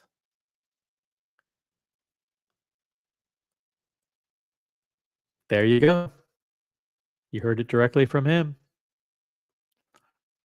But they're so expensive. They deserve to ask any price they want. Okay. It's like Rolex. Hublot. Next up is Hublot. Jeez. Do we even want to do a poll for Hublot? Let's just skip the poll for Hublot. Let's see what he says. But back to Patek, he said undervalued. He didn't say underrated. He said undervalued. And then the interviewer said underrated. And then he said they can name any price they want. Always is undervalued. Underrated. Yes. They're so expensive. They deserve to ask any price they want. Okay. It's like Rolex. All right, you heard it straight from Luxury Souq's mouth. They are underrated. Hublot. It's a very difficult question. Hublot.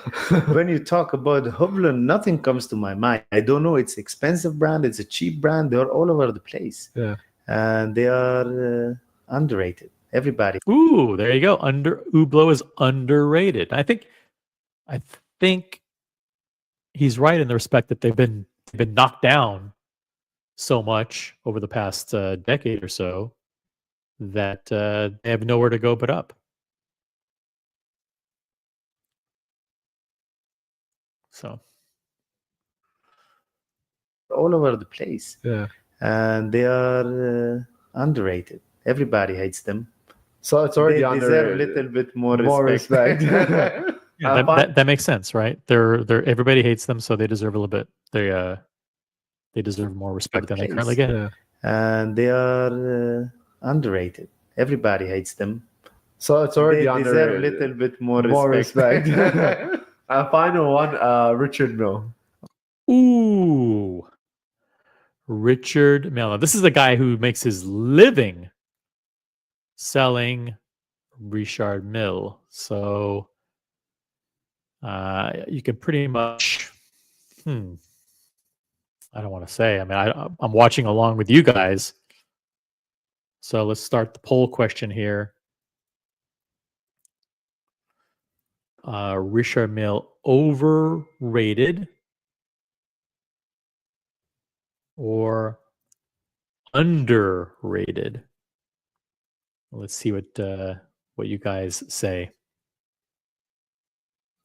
Poll is live. The poll is live.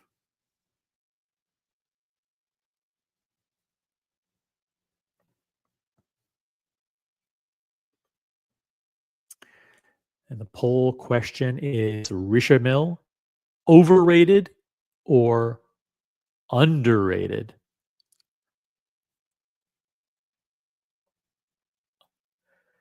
Cast your votes in the poll now. Your opinion matters.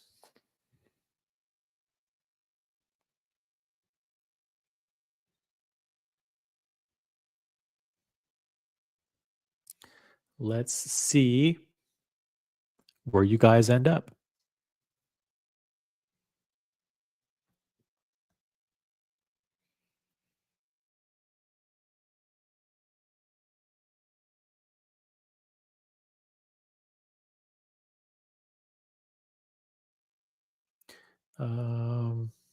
Let's see here. We need 20 votes, guys. 20 votes in the poll. The first 20 to cast their votes will have their voices heard. Richard Mille, overrated or underrated? Vote in the poll now.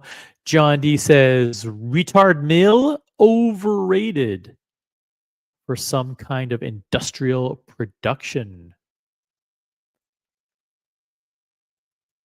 Ryan Hopper says he doesn't have a clue what the fuck he's talking about. That's very fascinating comment.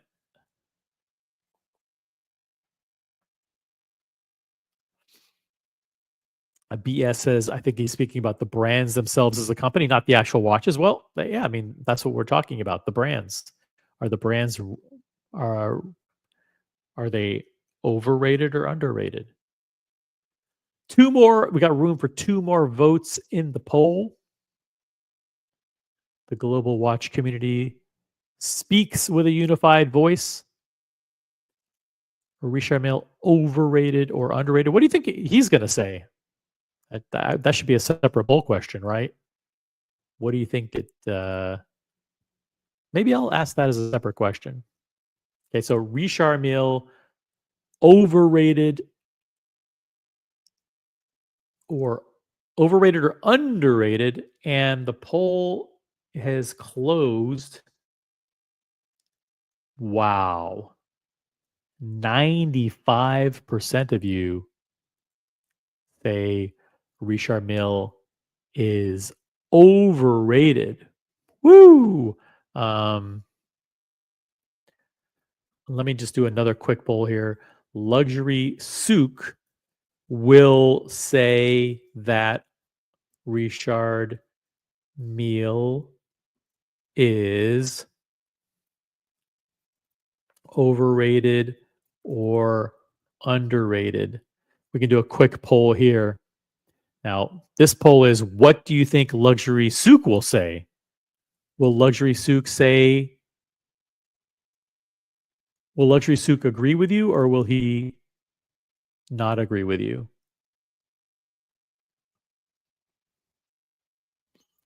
What do you think? So this question is totally different than the last one. The first question was, do you think that Richard Mille is overrated or underrated? 95% of you said overrated. This question is, Luxury Souk, what will he say? Will he say that they're overrated or underrated? I'm watching along with you guys, so I will find out along with you. Let's get to 20 votes in this poll. Hey, we got Peruka in the chat. What's up, Peruka? Good to have you here.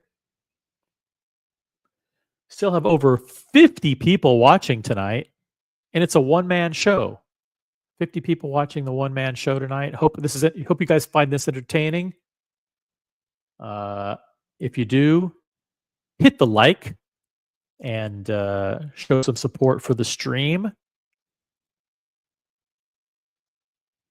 I mean, we've literally earned $1.99 so far in this show, which shows that we care zero about actually raising money here. But if you do want to support the show, please do so. Hey, we have room for 3 more votes in the poll. The poll is, what will Luxury Souk say about Richard Mille? Will he say Richard Mille is overrated or underrated? Previously, 95% of you personally said that Richard Mille is overrated. Room for one more. There's one more slot in the poll. One more voice will be heard. Let's get to that 20th vote, and then we will reveal the answer.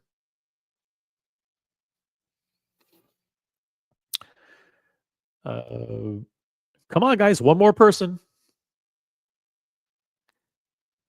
There we go. Boom. A Luxury Souk will say that Richard Mille is underrated. 60% of you say that Luxury Souk will say that Richard Mille is underrated. Okay? Even though the 95% of you guys watching said it was overrated.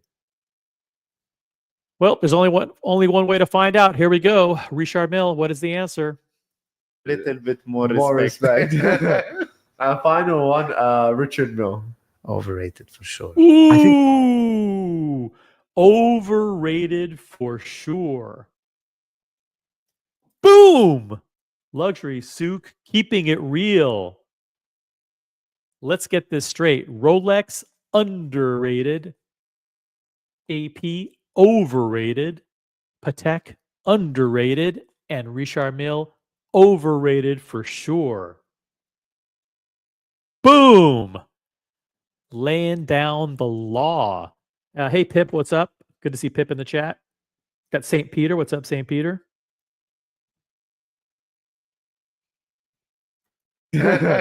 Final one, Richard Mille. Overrated for sure. I think right now the market's crazy for Richard Mille. Yes, they're overrated. They don't.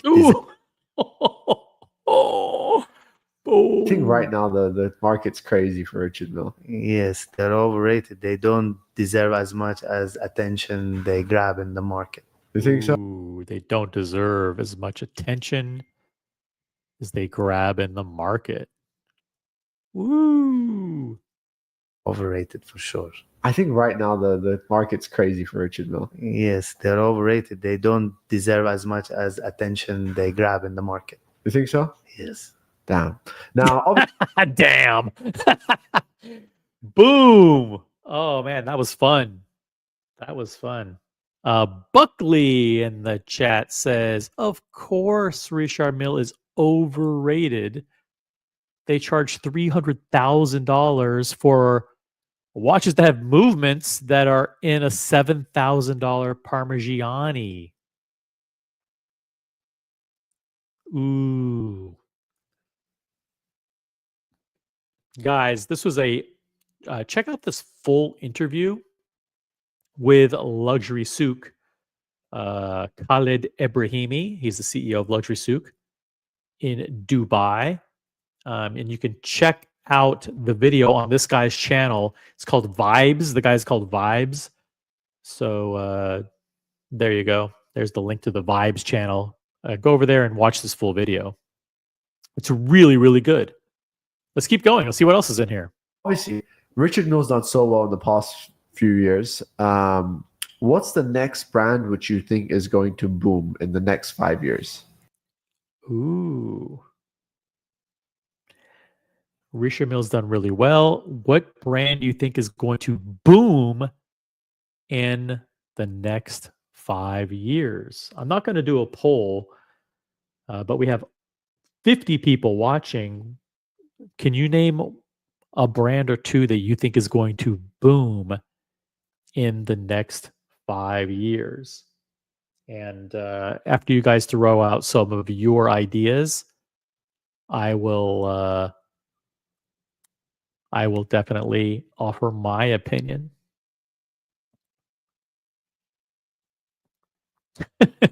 Pip says Tudor. Buckley says IWC. Very funny. Whole Milk says Cecil B. Parnell. Cecil B. Parnell, the filmmaker. St. Peter says Rolex, AP, and Patek Philippe. Oh, that's a good answer. The ones that are pulling away from the pack are going to continue to pull away from the pack, according to St. Peter. That makes a lot of sense.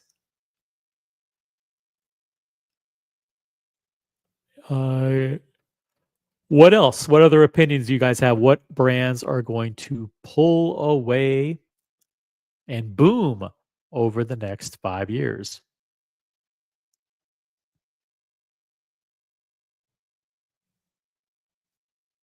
All right, let's hear the answer. Oh, my answer, by the way, is kind of the same as St. Peter's. I don't think any new brand is going to boom.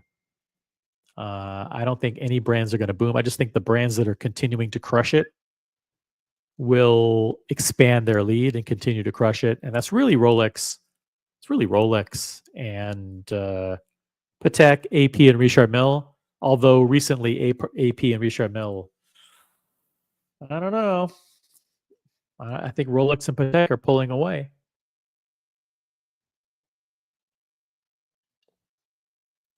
That was my conclusion after Watches and Wonders, that Rolex and Patek are creating more distance between them and everybody else. Let's see what Luxury Souq says. Which brand do you think is going to boom in the next 5 years? Hey, CQ, what's up? What's going on? Good evening. Not too much. Any comments on any of the content or commentary that's been provided thus far? No, I think he's spot on, and he knows what he's talking about, right? It's funny he says that with all the RMs that he has on that table, and he has so much more.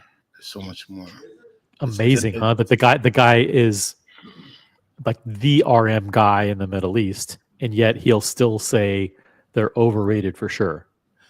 Well, yeah, because you know, he's a very honest guy, and he actually knows his stuff. He puts on a bit of a character to, like, that's how he got like internationally famous. But when you talk to him straight up, he's super sharp, and he knows his stuff. He's been in watches for a long time. You know, he's not a young buck. Yeah. So he knows, and he'll be straight up. And, like, you know, anybody who knows. But this is the same guy. Like, I've been in his office, and I just remember he sent people out to get a bowl of oranges because he had so much orange RMs. And, like, he just wanted to make a photo shoot. So he knows, man. But he's taken, you know, the ups and the downs. Let's see what he thinks is the next brand that's going to blow up over the next 5 years. Damn. Now, obviously, Richard Mille's done so well in the past few years. What's the next brand which you think is going to boom in the next 5 years? Personally, I think everybody thinks it's the end of watch market because the prices has dropped, but I don't completely agree. Yeah. There will be a new start to the watch market again. Yeah.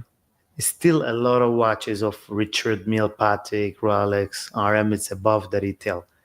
Brand will not allow these four brands the market price to come below the retail. I think they're all gonna go up. Yeah. You know, it's not the right express this feeling in the market at the moment, but I think they'll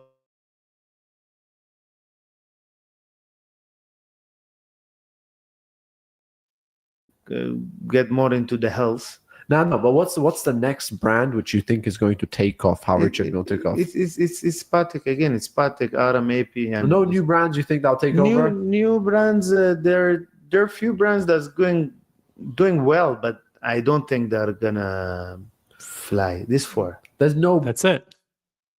There are only four brands in the entire industry that power 50% of the market share and nearly 70% of the profits. And that's Rolex, Patek, AP, and Richard Mille. And those are the brands that he thinks are going to continue to lead. No surprise. He gets into a little bit of commentary too on the state of the industry, and he thinks that eventually watches are going to turn back around. It's funny how he says that those brands won't allow their watches to go under retail. And we all know that there are some models and collections within AP or within Patek that definitely go way under retail. But he sees, I mean, can you add some color on that, CQ? Like when he says these brands won't allow their products to go under retail, what does he mean by that? I think what he means is that, they're going to try their best to have healthy markets. And he thinks that through just, the consolidation of everybody only going for Rolex, Patek, AP, the market for those brands will stay very, very strong. I think you're correct. With Patek, there's always going to be, pieces that don't go over retail. But I think what he means is that their brands that work to make sure that their market are healthy. Like for AP, they kind of, at this point, need a healthy secondary market to justify the way that they do business and things like that. So I think that's what he means. Yeah. And Patek will always be the most collectible, most iconic brand, the most sellable at auction over the long term, over decades and decades. So watch you think is overpriced at retail now that sells for $150,000 at retail, and you could buy it for $90,000 in secondary. In 2 decades, that may be a $200,000 watch. Exactly. Patek is a brand where, as you get older, you can buy it and just look deeply in your descendants' eyes and say, don't do it. You tell them who to go to, you tell them when to sell it. If it's a heavy hitter watch, because you never know. You never know what watch that that was under retail watch on a shop now. All these perpetual calendars and things, one day they will get back in style, right? And when that happens, so many people will be able to eat the gains. It's just when ebbs and flows of the market. But Patek is long game. AP, in my opinion, is a short game. Short game. Buckley says, I wonder if the savvy people are selling Richard Mille before the warranty expires. You get hit with an issue on one of those after the warranty. I can only imagine the costs. $130,000 hit and you're done. Have you heard of people who've had outrageous service issues and bills with a Richard Mille? Oh yeah, I mean, so the interesting thing with certain brands like RM is, they kind of have you by the balls, right? AP the same way. Many brands. So yeah, depending the type of watch you have, it's 30,000. Because the one thing about RMs, a lot of people don't realize what they're buying. So it is high performance, blah blah blah blah blah. So they could charge you crazy amount to service a watch. So I do think Buckley's right. That very savvy people. I personally wouldn't own an RM out of warranty. I wouldn't want to deal with that headache. And I wouldn't want to send it to a guy that I know is not one of those watches. So I personally, if I was in that thing, I would not hold one over warranty. I pay $30K, I could give it to somebody else. I give it to a dealer, let him deal with it. If you're savvy, that's what you do. Got it. Well, but I don't think it's Patek again. It's Patek 2-3 years for whatsoever reason when the world gets more Crowded. get more into the health. No, but what's the next brand which you think is going to take off? How Richard Mille took off? It's Patek again. It's Patek, RMAP, and No new brands you think that'll take over? New brands. There are few brands that are doing well, but I don't think they're gonna fly. This far, There's no brand that's gonna come and take over. You think there's nothing coming up? You know, nothing. I love the candor, right? There's Honest. nothing. I mean, and he's what brand is gonna start now, you know, or started 20 or 30 years ago, or even an existing brand, and brands that have been out there for a long time. If they've been out for a long time, they're on the decline.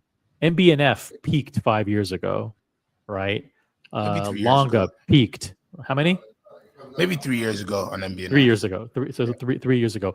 These brands have all peaked. You know, even these new upstarts, these new micro brands, whether it's Rechepi or Simone Bread or Raoul Pagel, any of these guys, they're fucking flashes in the pan. They're going to be nothing. They're going to be gone. They're going to be the way. Look what happened to Frank Mueller. Look what happened to Hublot. Look what happened to Gerard Perregaux. Those brands aren't coming back.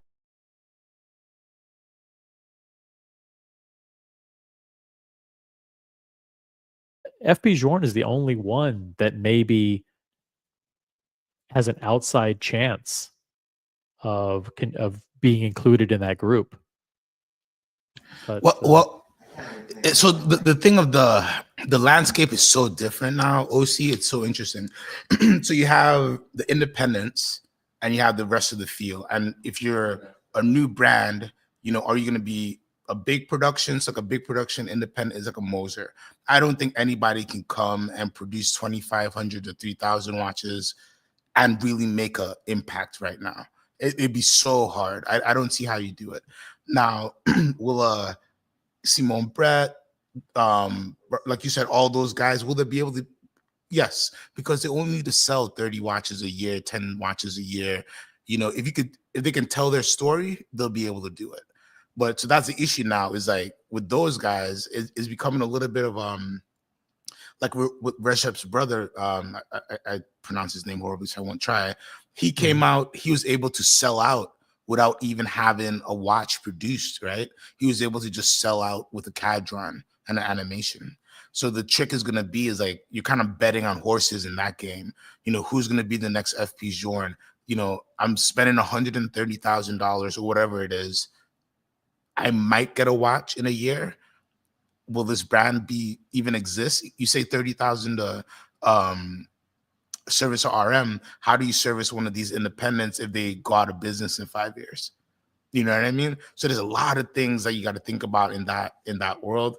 I don't know if anybody can really produce more than, let's say, 200 watches and like come out of anywhere. I don't know. It take a lot more than money to do it. A lot more than money. Yep. Well, but I don't think they're gonna fly this far. There's no brand that's gonna come and take over. You think there's nothing coming up? You know, Nothing. I don't believe so. you don't think so? No. Damn, I want to. You know the next, because I know you started buying Richard Milles when no one was buying them. Yes. So back then it was actually Richard Mille used to be like how maybe Jacob & Co is now, because you used to get it for discount. Ooh. Interesting. An interesting comparison.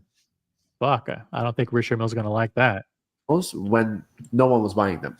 Yes. So back then it was actually Richard Mille used to be like how maybe Jacob & Co is now, because you used to get it for discounts. Yes. Don't you think Jacob & Co could be the next Richard Mille? Never. I love it. Look at the expression on his face. Sorry for the jubilation, but I love the fact that basically he's slamming Jacob & Co. I mean, with that reaction, It's so Don't you think interesting. Jacob & Co yeah. So I'm going to play it one more time. could be the next Richard Mille? Never. All right, sorry, CQ, go ahead. No, I was just saying that that's so interesting, right? Because like I think in the beginning, Jacob had a good hold over there. So you could just tell like he is somebody who knows the super high-end market, right? I've been in this guy's safe. He has way more than the RMs and the APs. He has the Grubels, he has all the funky stuff. That's just not sexy for YouTube, right? So if he's saying he doesn't really trade in Jacob, that means I don't know if anybody's doing it because he's the one who would. So yeah, that's an interesting take. Buckley, welcome. Any comments on anything so far? Ethan Buckley. What's going on? No, I think it's like it's so funny. Like there's so many things coming to light lately, and I'm enjoying it. The realness of how things actually happen and what's actually going on. I like it gets real very quick, man. The chickens are the chickens Getting coming real. home to roost. No, I mean, I feel like we debate a lot over this topic, and people talk in like certainty and like things have always been the way they are. It's been like this since 2019. Like it hasn't been very long. Like there's a lot of people that are talking. Like I wasn't here in 2010, 2000. Like I wasn't here. I knew what went on, right? Like I've gotten some history lessons on how it was, and people are just so certain that RM, AP, Rolex, Patek, whatever, that they'll continue to just do what they're doing. It's like, what are you going off of? 5 years? What about the last 50? People have very short-term memories. Yeah. Very, very like, and I keep saying it. When I started, you know what the brand was? Panerai. People are buying Panerai over Richard Mille. I want people to think about that. Think about that. That Panerai watch that you make faces at right now, that you can't sell, that if you offered me right now, I'd give you, I wouldn't even, I don't even want to talk about it. But that was the watch. That was what you could buy and you could flip and you could like a Bronzo. Oh my God. A Bronzo was a 5711. I'd buy Bronzos all day over 5711s. Who wants a 5711? Give me 6 Bronzos, And listen, look at where they are today. And that was not that long ago. That was not that long. It can happen to anybody. And people are going to say, no, it's RM and blah, blah, blah, blah. It's taste. This is fashion. At the end of the day, this is fashion, right? It's nerdy fashion and there's tech into it. But like, again, a brand like RM who sells very high-tech watches, most of the consumers are not buying it for that reason. So I don't know. It's a very tricky thing, I think. Yeah, I think once RM, like the weaknesses of RM start to come out, it's going to be a sell-off. I mean, first of all, it's the most expensive watch brand. It's the most expensive watch brand at scale. Yep. The entry-level stuff is weakening over time. It's getting closer to retail. So way more people are saying no than yes for the entry stuff. It's only been super hot since COVID. That's why I asked about that warranty question.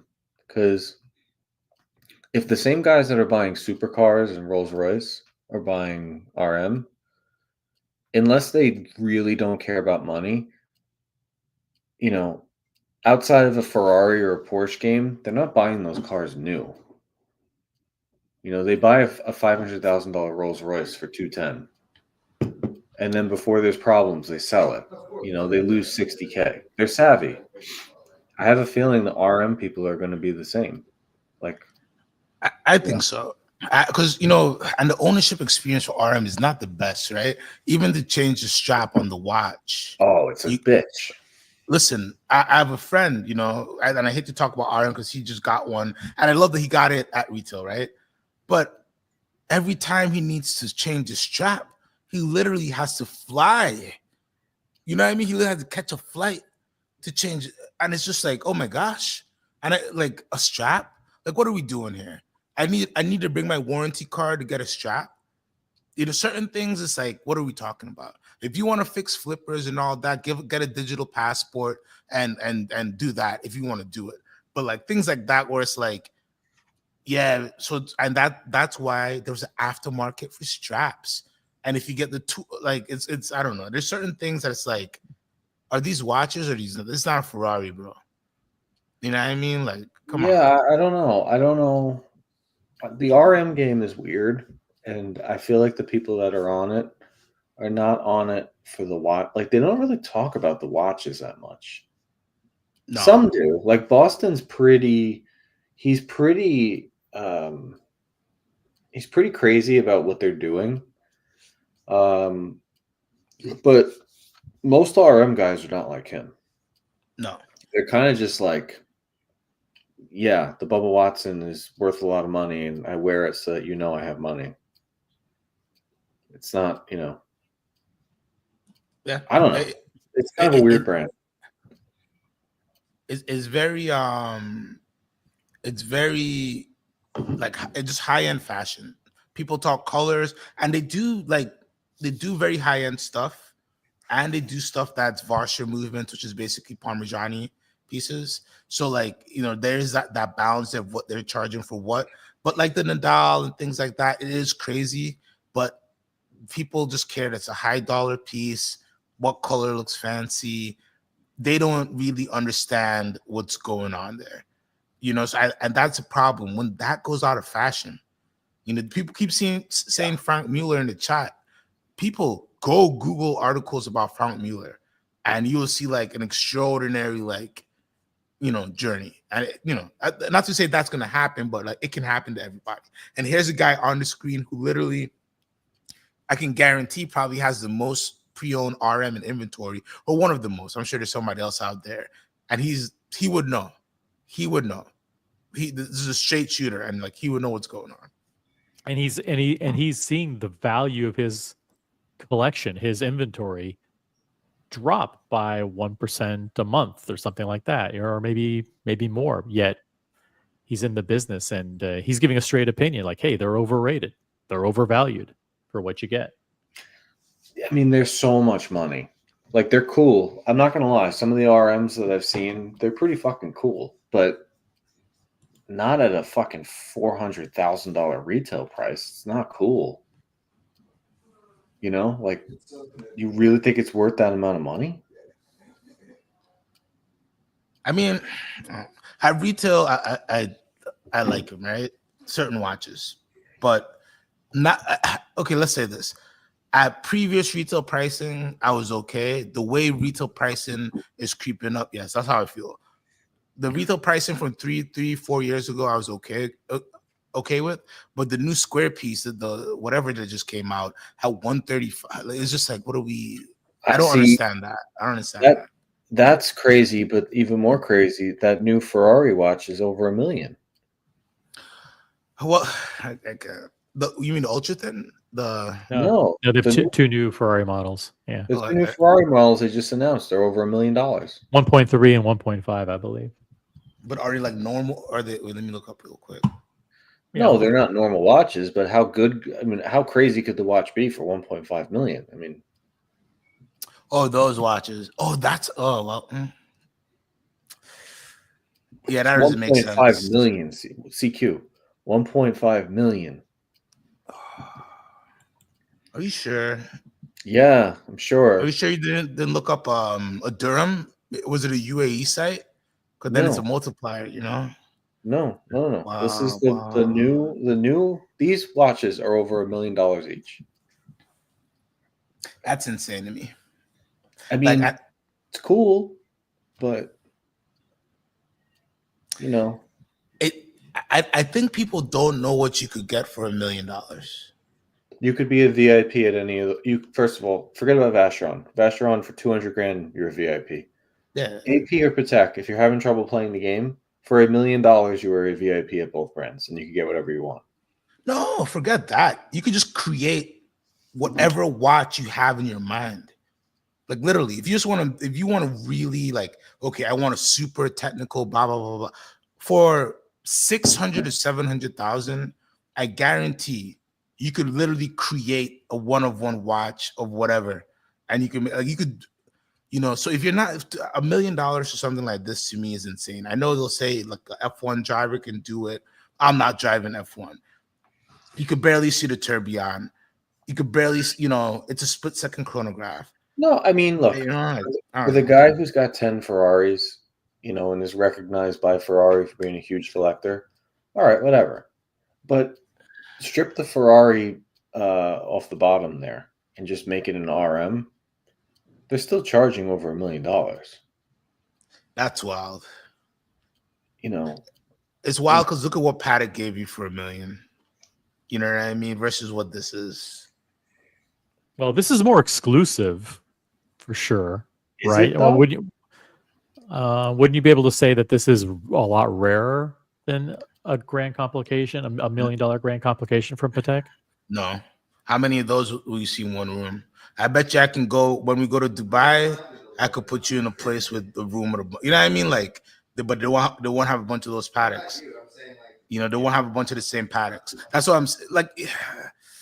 I don't know. I'd have to check the production, but no, they don't even make a bunch of those $1 million Paddocks. What am I talking about? No, it probably is just as how many pieces? What's the production on these pieces? I think they're doing 100 75 of each. 75 of each. No, come on. That's a bunch. That's a ton. What's a ton? You know what I mean? I mean, listen, it's a cool watch. Like I said, I've tried on Jeff's RM. The thing feels pretty fucking cool on the wrist. It does. Yeah, no hate. But I can't ignore the price. Like, this is $1.3 million. At gray market pricing, I can buy the hottest watches from Patek and AP and have multiple for $1.3 million. Mm-hmm. I could build a 5-watch collection of the hottest watches on earth for $1.3 million. But let's look at the average price point for Richard Mille, which is around $275,000.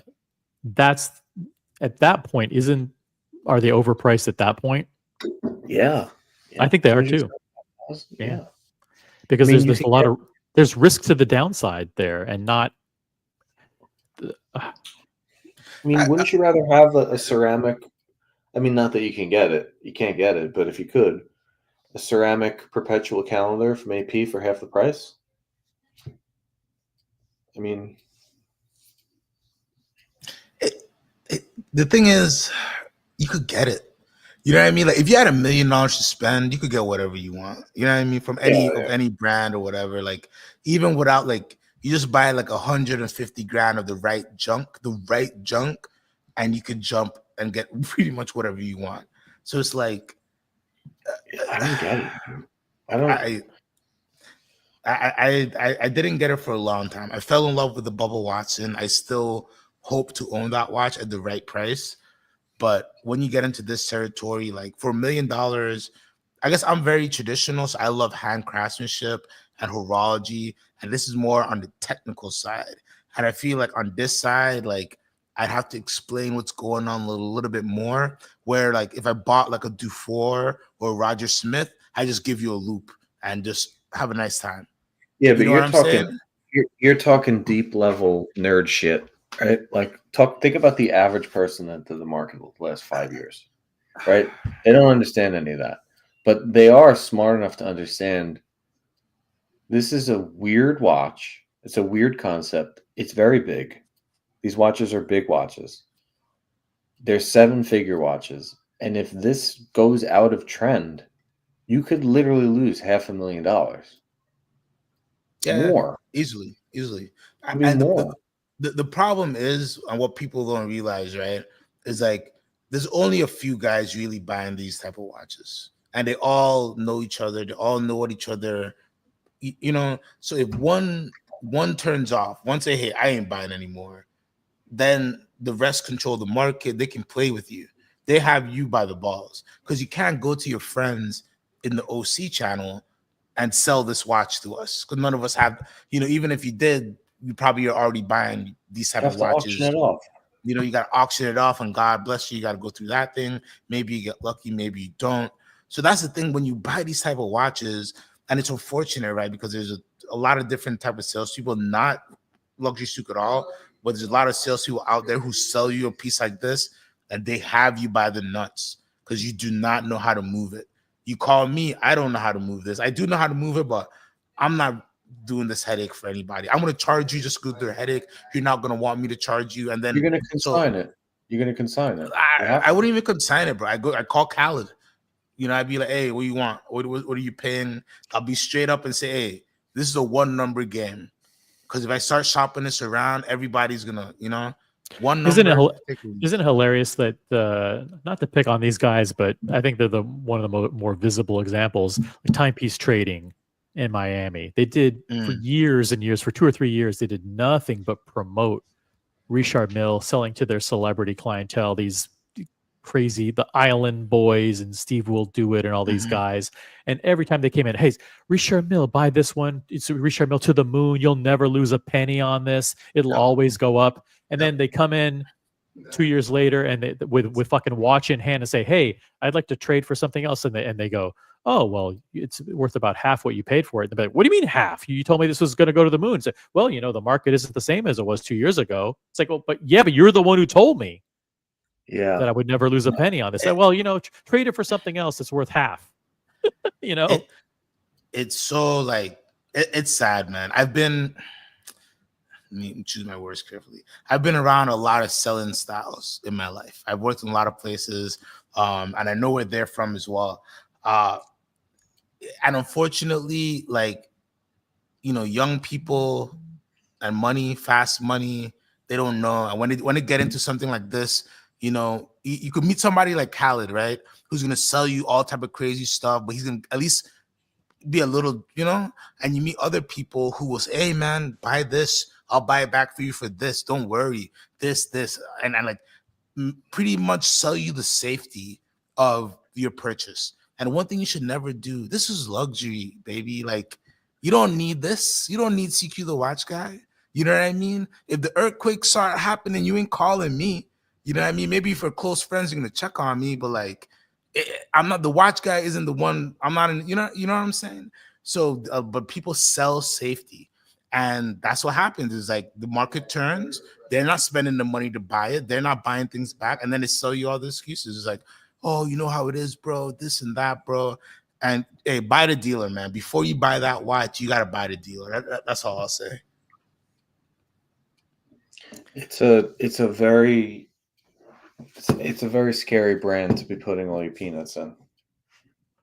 Let's see what he says about Jacob here. Let's rewind a little bit and see what he says about Jacob. Yes. So back then, it was actually Richard Mille used to be like how maybe Jacob & Co. is now, because you used to get it for discounts. Yes. Don't you think Jacob & Co. could be the next Richard Mille? Never. They are not on the same mindset even. You think so? 1,000,000%. I don't know why I think they can. They have everything that they want to reach there. Yeah. But they have a different management. They have a different selling strategy. But the only watch I've ever looked at nowadays and said, okay, this is something I see a future in, like Jacob & Co. is the only ones doing it different. Like they have the Bugatti watch, which I think is interesting. There's a new Bugatti watch coming out. See, this discounting watches, you are pushing me to tell the secret. Ooh, okay. So he's going to reveal all, apparently, about... Again, the selling. He doesn't care. He's about to spill the fucking beans. Discounting watches to the end users at the boutique and behind the table, like to almost everybody. That's not a good thing. Yeah, you need to. The owners of the watches, they need to trust the brand. They need to get this feeling that it's honestly not available. It's honestly difficult to make these watches. It's honestly, it's a hard piece to have. It's not like you put your price nowhere in the sky and then on the table you give discount almost to everybody. But wasn't Richard? Boom. Yeah. it's so real these days, Buckley. Like you're saying, it's so real. Yeah, because people, I mean, we've been having a lot of good talks about this lately. Offline, online, a lot offline, a lot offline.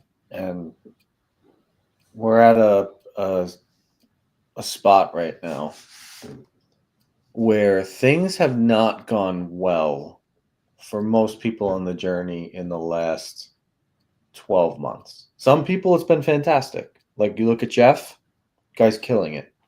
Mm. But most people, it's not really panning out to be what they thought it was going to be. And people are they're willing to be loyal if the watches are above retail, right? And they're willing to be loyal if they feel like they're winning.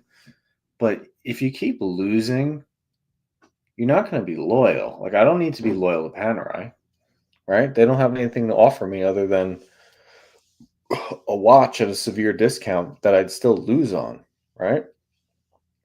So I think people are getting more real because they're fed up. I mean, honestly, CQ, both the ADs and the gray market created a lot of bullshit. A lot. Yeah. Everybody's to blame a little bit, right? Because the digital marketers took over, and because of COVID, the digital marketers were able to take over, and I don't think they knew. I can't say that. The way they wielded the power they had was not responsible, and consumers bought into it. I can't really blame them too much. You got to blame them a little bit because, like, if we're spending over thousands, hundreds of thousands, $50,000, $60,000 on something, you should at least try to, be a little bit educated.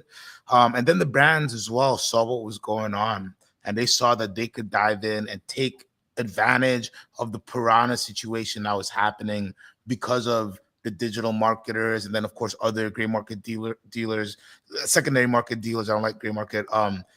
Everybody start feeding on it. You're correct. So it's a problem that everybody paid into, and now you're dealing with the blowback, and that's why so many brands seem just lost, right? They don't even know how to communicate their product because they forgot how to sell.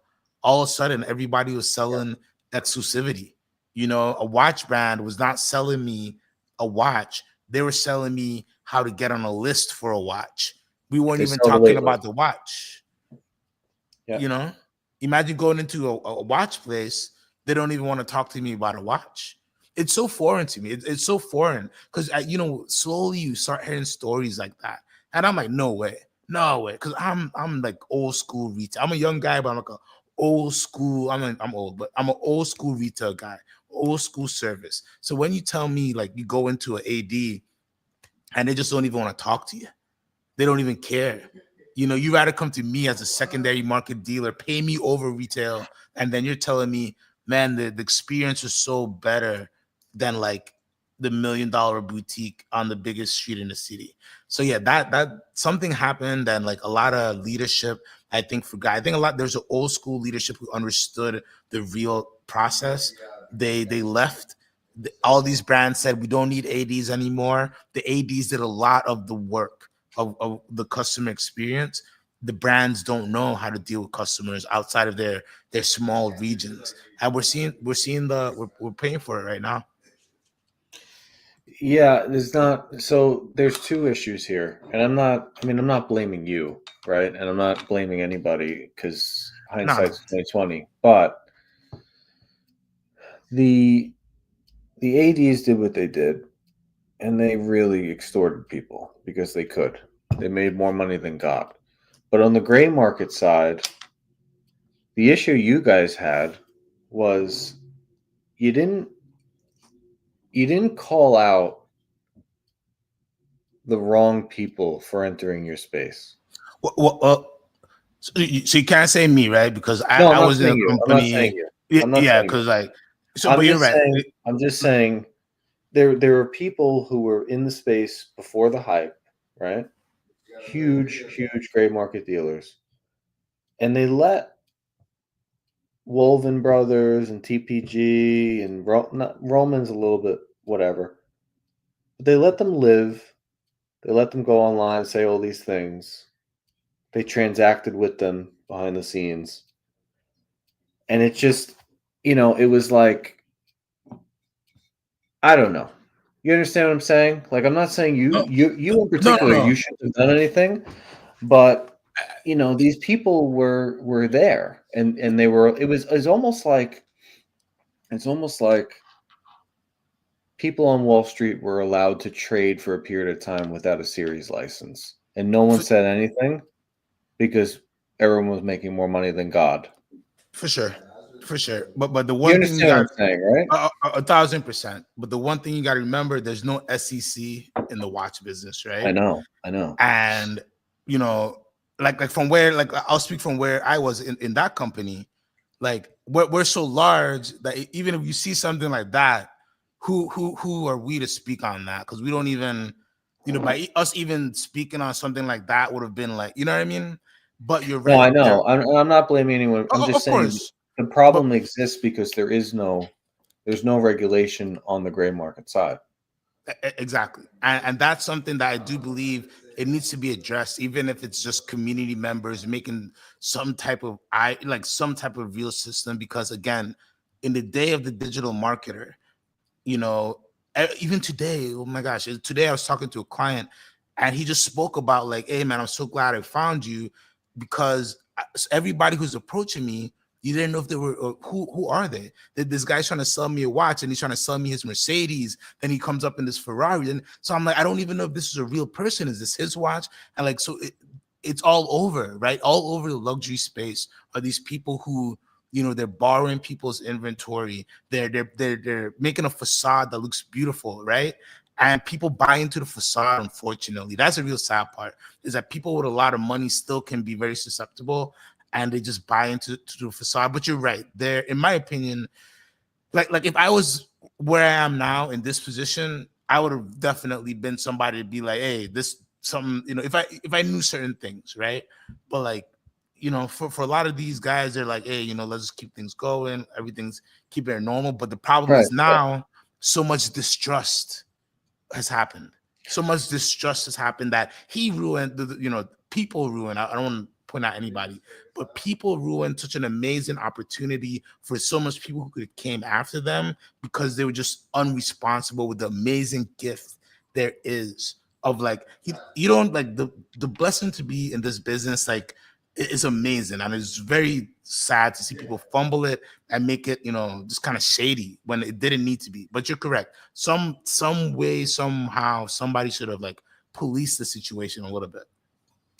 Yeah, I mean, I don't know how it would have been done. Like I said, hindsight's 2020. But if you really think about it, for a period of time there, TPG was the fastest growing watch YouTube channel of anybody. Amazing. And there were a bunch of dudes who not only hopped on board to endorse him, but joined him and started creating the same content.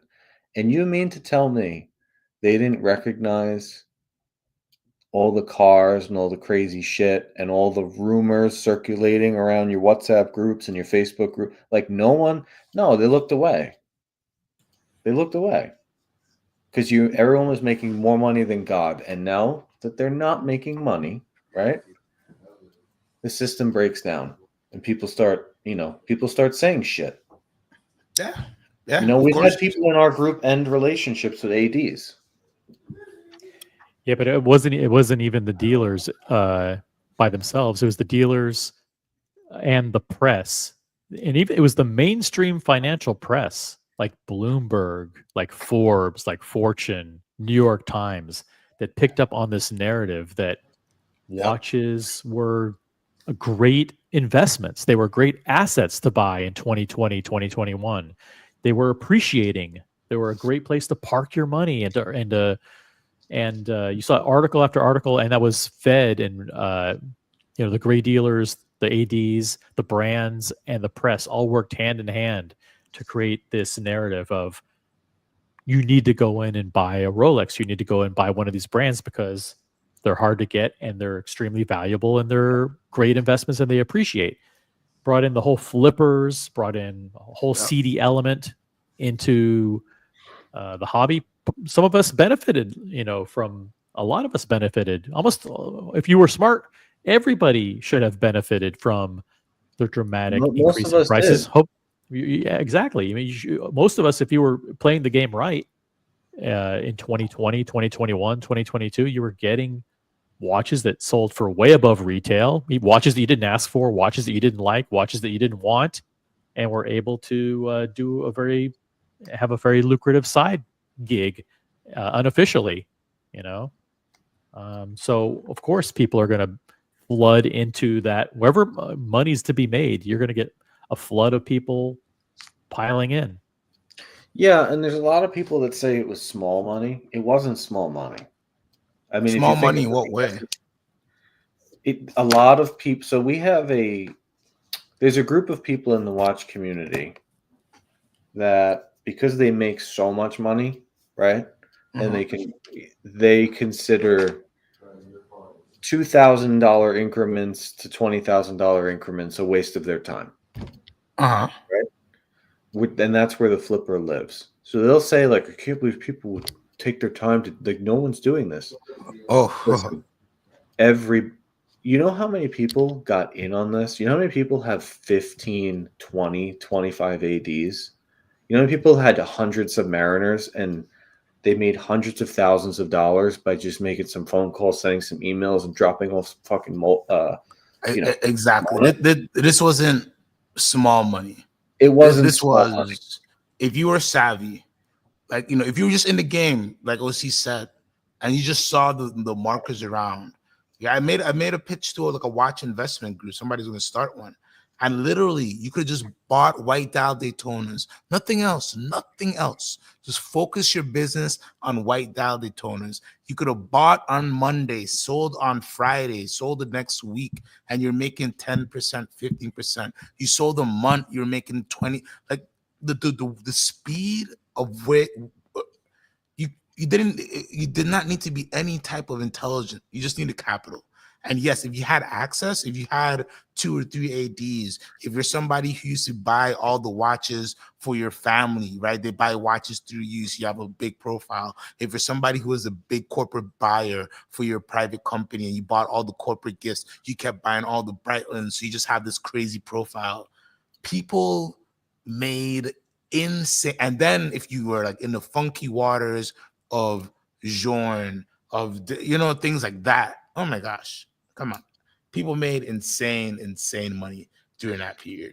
It was a small money. I remember having a conversation with multiple people I know, because in my personal life, most people are not buying watches, luxury watches, right? They didn't get it. They missed the wave. They didn't understand what was happening. But at the height, I bought a Batman. I wore it for a year. I chipped my bracelet, my Oyster bracelet. The retail price that I paid out the door in 2021 was, I want to say it was $9,900 and change. A year later, I sold it to the gray market for $21,500. When I told people I knew, because you would get accused, like, what the hell are you buying a Rolex for? Right? Like, what are you, a millionaire? What are you buying a Rolex for? And you would have the argument with people like, no, well, it's actually, if you can get them at retail, they're free to wear and they're profitable. And people didn't understand that. And they're like, well, how profitable? Well, I bought one for $9,900. I wore it for a year and I sold it for $21,500. What the fuck? Yep. Like, that was the response. What? So you're telling me I just go to the Rolex store and I just buy a watch and wear it and I can sell it? Well, no, not exactly, but kind of. Yeah. How do I do that? Not only, you know how many times I had that conversation? Oh yeah, every day. You know how many people I got black subs for? X. Like, I turned down Air King, turned down the Deep Sea, turned down the Sky. Turned out. In retrospect, you should have just bought everything. Because everything went for over retail. So would it matter if you make only $1,500 on a watch? What do you mean only? if you could just buy as much as you could possibly buy, build up massive profiles, and then when you're buying the dogs, you're still making money. You made in It's un- 2021. There was no Rolex that you lost money on. Not a didn't single exist. Rolex. Not So a single why Rolex. it wasn't a surprise that the gray market guys, and this was back when they actually bought all of like overwhelming majority of their inventory. They were working with the banks to get lines of credit, loans. They were trying to get access to capital. They were trying to get investors as much money as possible because they needed every penny to buy as many watches as possible. Because remember, the saying was, today's price, yesterday's price isn't today's price. Literally on a week by week basis, a watch would go up $200 or $300. Yep. Literally, And literally, they were if I quoted you the price on a watch, it would be like OC 24 hours. I'm sorry. That's the price. 24 hours I cannot guarantee you after 24 hours what the price would be, because it can go up that fast by 5,000. We all had an incredible opportunity to build up massive profiles, massive purchase histories. We were trying to be loyal. We were trying to watch the flipping because we thought we were going to get in trouble. If fucking now, knowing what I know now, there's no loyalty. I should have had 20 ADs. I should have bought fucking 300 watches, and I would have had the 5 to 10 of the hottest, fucking craziest Rolexes for free in my pocket, plus money on the side. I would have been burned, but who cares? I would have got everything, and I would have got them all for free, and I would have made a ton of money. Because you know what happens? ADs fire people, and they close. And when that happens, you're left with nothing. Nothing. It doesn't matter if it's AP, Patek, Rolex. When ADs fire people and close their doors, you are fucked. It's over for you. That relationship is done. I could tell, if we were doing a private stream with a trusted group, I could tell this fucking chat 10 stories in the last 6 months that would make their hair stand up. OC, you know about a bunch of them. Yeah. Even the stuff that isn't unscrupulous, just stuff like things that are above board, like a big jewelry store in New York City that used to carry AP or used to carry Longa. All of a sudden, Longa says, "Yeah, you know what? We're opening our own boutique." And the jewelry store says, "Yeah, but we've been loyal to you for 15 years carrying Longa. So like let's make sure that our customers have an orderly transition. Well, listen, we lost the brand, but we'll still help you to transition the customers over." And the brand says, "Nah, no thanks. We'll take it from here. They should all start over." Yep. Imagine wait, that. No, you don't understand. Like some of these customers, they bought like 20 or 30 Longas. They really love the brand. Some of them have spent like $4, $5, $6 million with us on your brand. Yeah, that's okay. They're zero now. Even Patek. You go buy 10 Pateks from some private jeweler and they lose their Patek relationship. When you go to the next one, you know what happens? Well, no, that's not true. CQ, it's mostly true. You know why? Because most people don't have integrity like you do, and they're going to just start you at the bottom again because they know they can bang you over the head because you already bought 10 watches. You'll buy 10 more. That's crazy. Anybody who's bought 10 Pateks from an AD who's letting themselves being bent over by the next AD is insane. Why would the new AD start giving a brand new customer to them Nautiluses and Aquanauts when they haven't paid their dues with them? Because when you buy Pateks, they know your name is under warranty, correct? So if I'm somebody who's bought 10 Pateks, right, which means I have a decent profile. If I go into a next Patek AD and they start with the BS of, well, you got to buy the Calatrava, and I say, hey, I think you should call New York, and they say I'm not calling New York, then I call New York or I email New York and let them know what's going on, and then New York will call them. Because that's one thing about them. If you truly are going to an AD and your name is on the papers, you can make a little bit of a stink.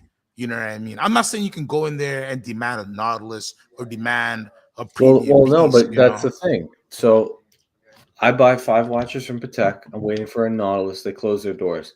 I go to Govberg and say, hey, I bought 5 watches. The next one's supposed to be my Nautilus. You think Govberg gives me a Nautilus? So that's different. That's different.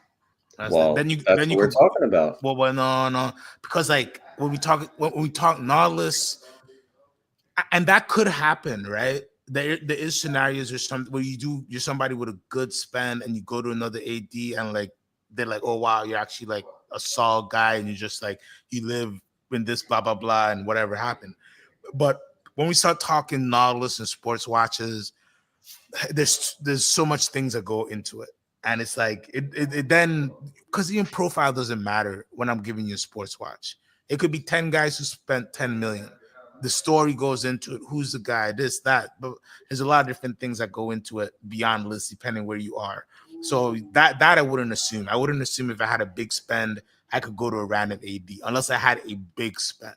I know people who can go to any AD and get what they want. Patek they should have their own boutiques like AP. I disagree. Because CQ, I'm listening to what you're saying.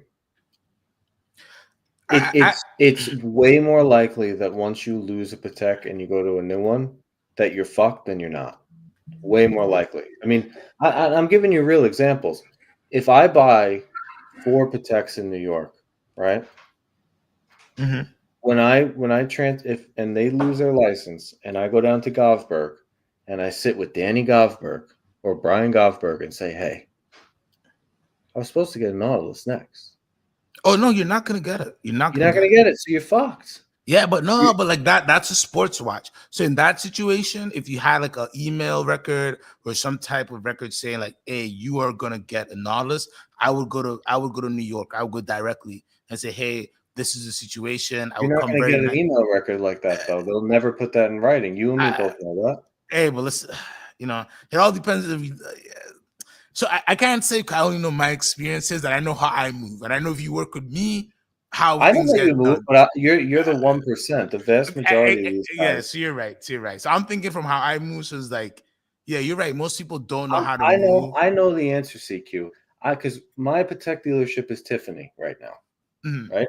I know that if I bought 5 watches and we're 5 years down the road and I haven't gotten a Nautilus yet, and I want a Nautilus, and Tiffany closes, I could walk in with my watch box. I could sit with fucking Brian Govberg in Philadelphia and say, "Hey, I'm a Tiffany customer with 4 or 5 watches. I'm supposed to get a Nautilus." And I know he's not giving me one. No. You know why? You know why? Because Govberg's got 375 million people that they have relationships with. And Patek, it doesn't really matter. You're going to buy another 4 watches before, and it might not be 4 by the time it's 4. It might be 8. No, again, it all depends the angle, but you're correct. If it's a sports watch, all the bets are off. And like, yeah, I can't help you. I can't help you. I can't help you. You can't help me.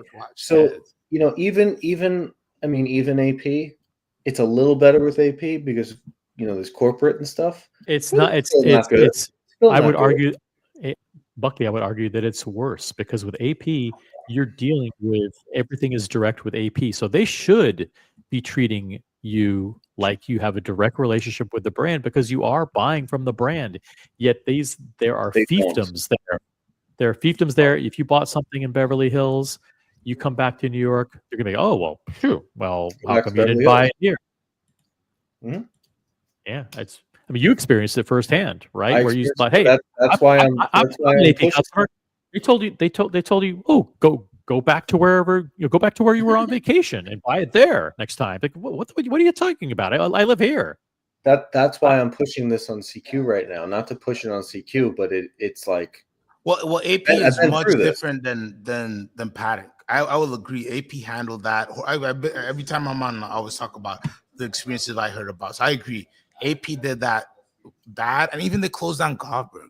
Like, what would you like? You know what I mean? Like I don't know. They're just like they closed down ADs that didn't make sense. They're like, and then it's okay. So you're gonna go direct to consumer, and now consumers have some of the worst experiences. Let me give you an example. And this is literally my example. Okay. I went to Manhasset AP. It was a Long Island AP. Maybe 3 years ago. Tried to get a Royal Oak. It didn't happen.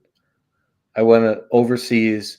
I got a code at a major discount because of that. I really like the code. I said, "Oh, I'm getting the code. AP's corporate. They want you to have a watch under your book. It'll show that I'm a friend of the brand. Blah, blah, blah, blah, blah. Bullshit." I brought it back. You know what that guy told me to do? Go back to Florence. You know what happened to that AD? They closed. You know what would have happened, CQ? I would have bought an offshore with that guy. I would have had a code. They would have closed. You know what I've had to do? I'd had to go into New York City and buy another offshore code because they wouldn't have recognized the purchase. Correct. It's horseshit. Yeah. There is no loyalty. I honestly, lately, the things I hear, I am more. I would have rather been the 18-year-old flipping watches that's burned than some fucking VIP because there's no loyalty. It depends the brand. Well, man, it depends no the loyalty. brand. It depends the brand, but you're correct. AP, no loyalty. But this is again like the brands. No loyalty with Patek either. There's no loyalty I've seen it, Richard man. Mille. I'm only saying like I've seen situations where calls have been made and calls have come in, and I've seen things. I've seen things happen that I didn't think were possible. So I that's why I can firmly say with Patek, like, if you know what you're doing, if you know what you're doing and you're actually buying watches from an AD, your name is on the papers. If it's not a Nautilus, like, hit me up if you're not, hit me up if you need help. But you should be able to swing some things. But for other brands, you're absolutely right. They don't care. They just, they don't care. That's why they moved from directly to consumer. So they can just not care about the consumer. It's very weird. You think they went directly to consumer to care more about the consumer, but the ADs actually cared because the ADs needed you. They needed Buckley to come in. They needed Buckley to buy the Valentine's Day gift, the this, the that, the Mother's Day, the whatever. They needed him to come in. AP doesn't need Buckley to come in. They like the blueberries from Boston. They like the scones. So they let Boston hang around. But if you're not a Boston type, they don't care. You know what I mean? They're like, okay, who cares? You got your watch, right? Leave me alone for 2 years. I'll think about selling your watch. They really don't care. So their system, that's why I love that Rolex and Patek they still have the AD system. I know you'll say Rolex owns Buckley, blah, blah, blah, but they still have that system because you need that buffer, man. You need people who care. Say what you want, like Goldberg, 1960, whatever. They care, man. You know what I mean? They'll take care of you. They'll work with you because they have to. They can't just shit on everybody. They can't. They need the business. They need the good relationships. Brands don't. Brands really, okay, you don't like me? Look like RM. Psh. If I sold RM, I don't even know if I'd need to come on. Like, you kiss my ass. Like, tell me a joke. What's a joke today?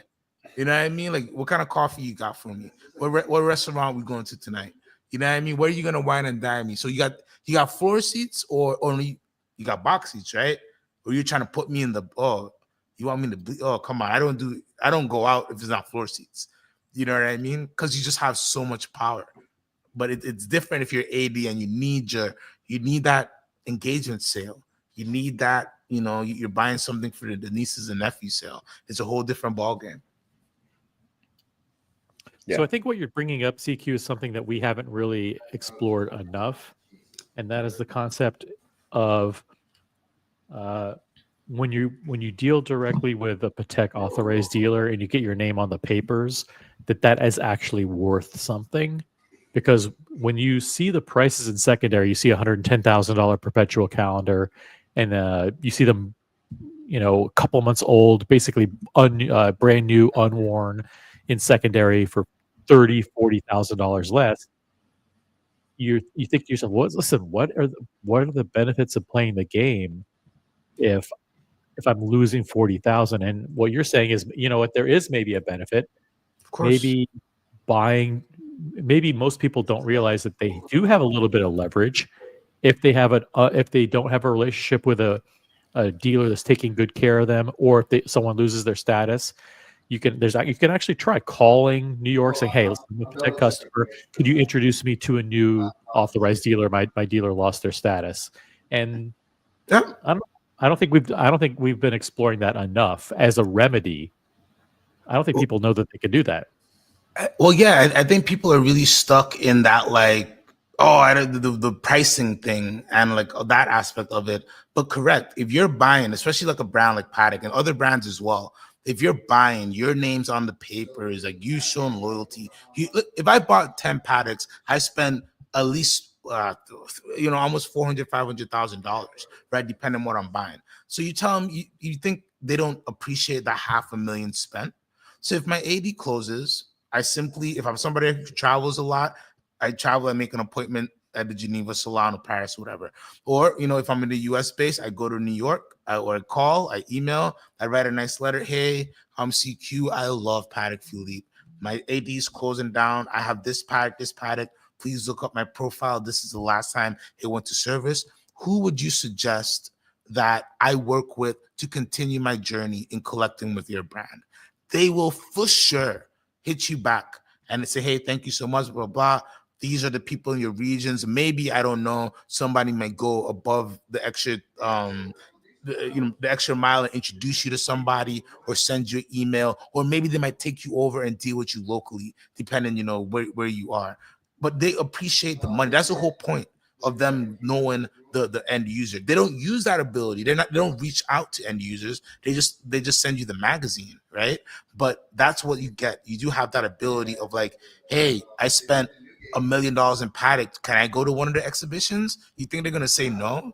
People just don't understand their leverage, and they don't understand what they're getting when they spend a certain amount of money, right? That's why Paddock has always been priced a little bit more, because you can expect a certain level with them. You can expect a certain thing. So a lot of people hear other anecdotes and they just give up, to be honest with you. Or it's a situation like you said, they're hunting sports watches, and then what can you do? I can't help you if you're hunting a Nautilus. I can't. I think that one of the biggest problems with Patek is the fact that they're located in ADs that have a bunch of shit that people don't want, because the SAs have taken the opportunity to move unmovable things with Patek attached.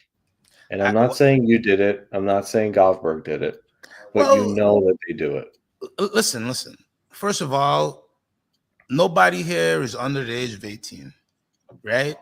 And the people who buy under the age of 18, I make sure an adult knows what's going on and CC'd on the emails. If it's like one of those WizKid kids who has crypto money, whatever. So because it does happen. I have anyways, crazy stories, but we're all adults here at a certain amount, right? So listen, if you want a Nautilus right now, you can't wait. You need it. Right? What am I supposed to tell my management to make that happen for you? I'm not even talking about a Nautilus. No, I'll give you an example. Give me a non-Nautilus example. Okay. I can talk about this because they're not my AD. Diego, right? Mm-hmm. Me and Diego, about a year ago, I want to say, went into a very, very well-known Patek multi-brand AD in New York City. Very well known. Located on 5th Avenue. Okay? You know exactly who I'm talking about. Okay. We sat down with them in the Patek section and looked at a 6119G.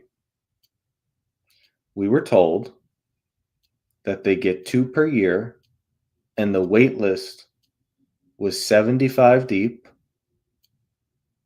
and that they would only go to VIP clients. This is an entry-level Patek. Wait. He's telling you this about the 6119? Yep. 6119. Oh, wow. Okay. Yep. Okay. So to get a Calatrava, basic Calatrava, you were going to have to do some damage in the store. We were the two of us, and we're experienced, right? We have watches.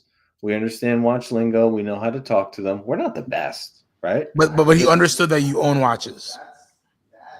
Yeah, this wasn't your first purchase ever. We didn't buy them there, and they were using the brand Patek Philippe. Well, hold on. Let me back up for a second. OC, do you think you would have been able to get your Patek Philippe if you didn't have multi-purchase in this store? No, they know me. They know They me know really you. well. But Yeah. if you had And then- not bought a single thing in that store, do you think you'd be able to get a Patek of any No. kind? No. Okay. So CQ, does the brand Patek Philippe appreciate that their watches are not going to be sold until the merchandise in the store that's not connected to them is sold first?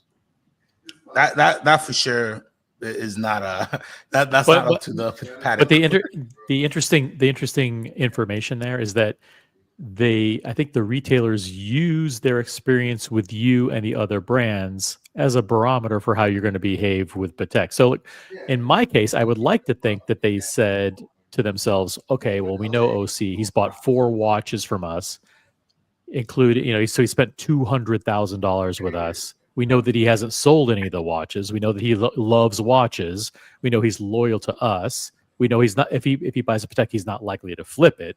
So I think all of those things kind of worked in my favor to help vet and qualify me as a customer for Patek. With Sure, but you know that our watches are not flippable watches. What year was this, Buckley? 2024.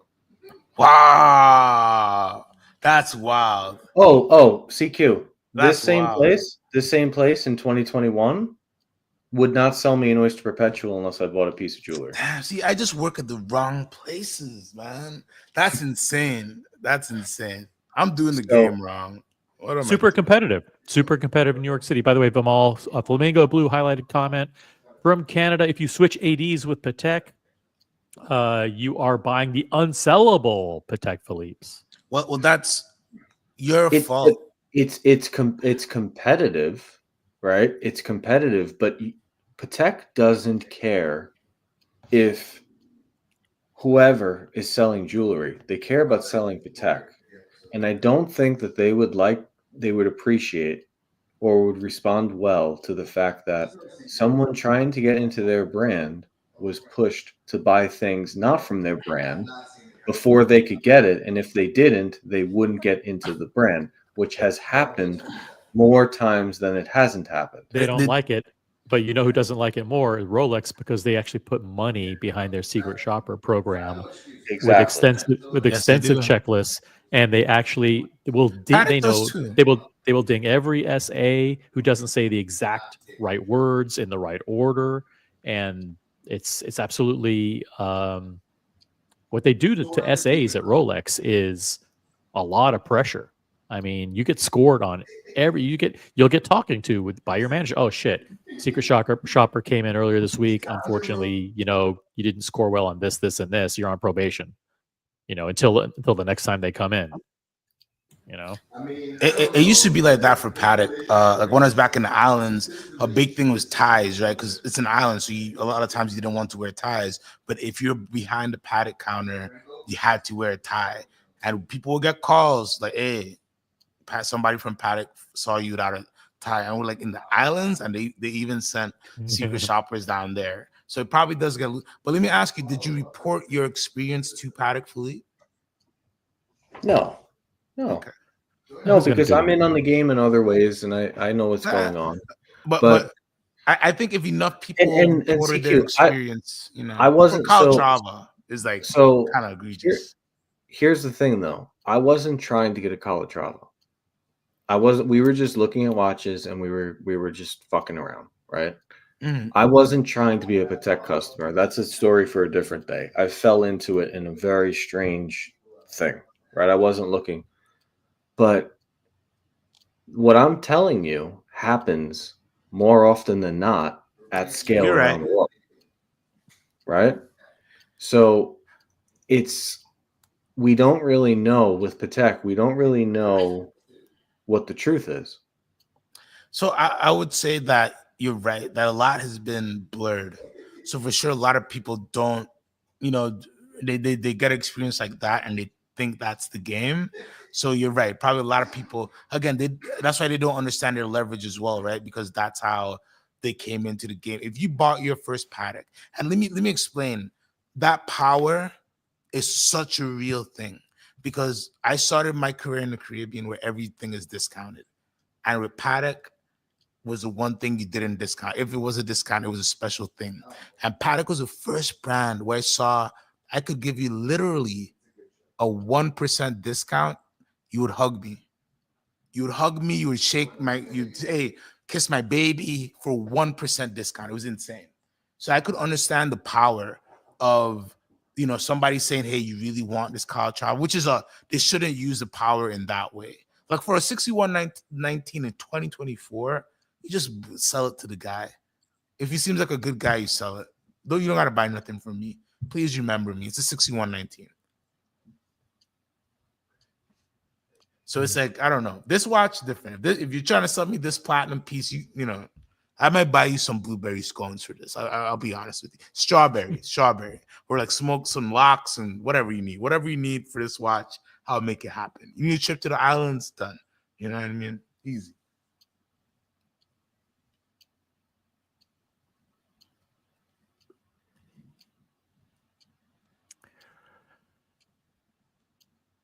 Yeah.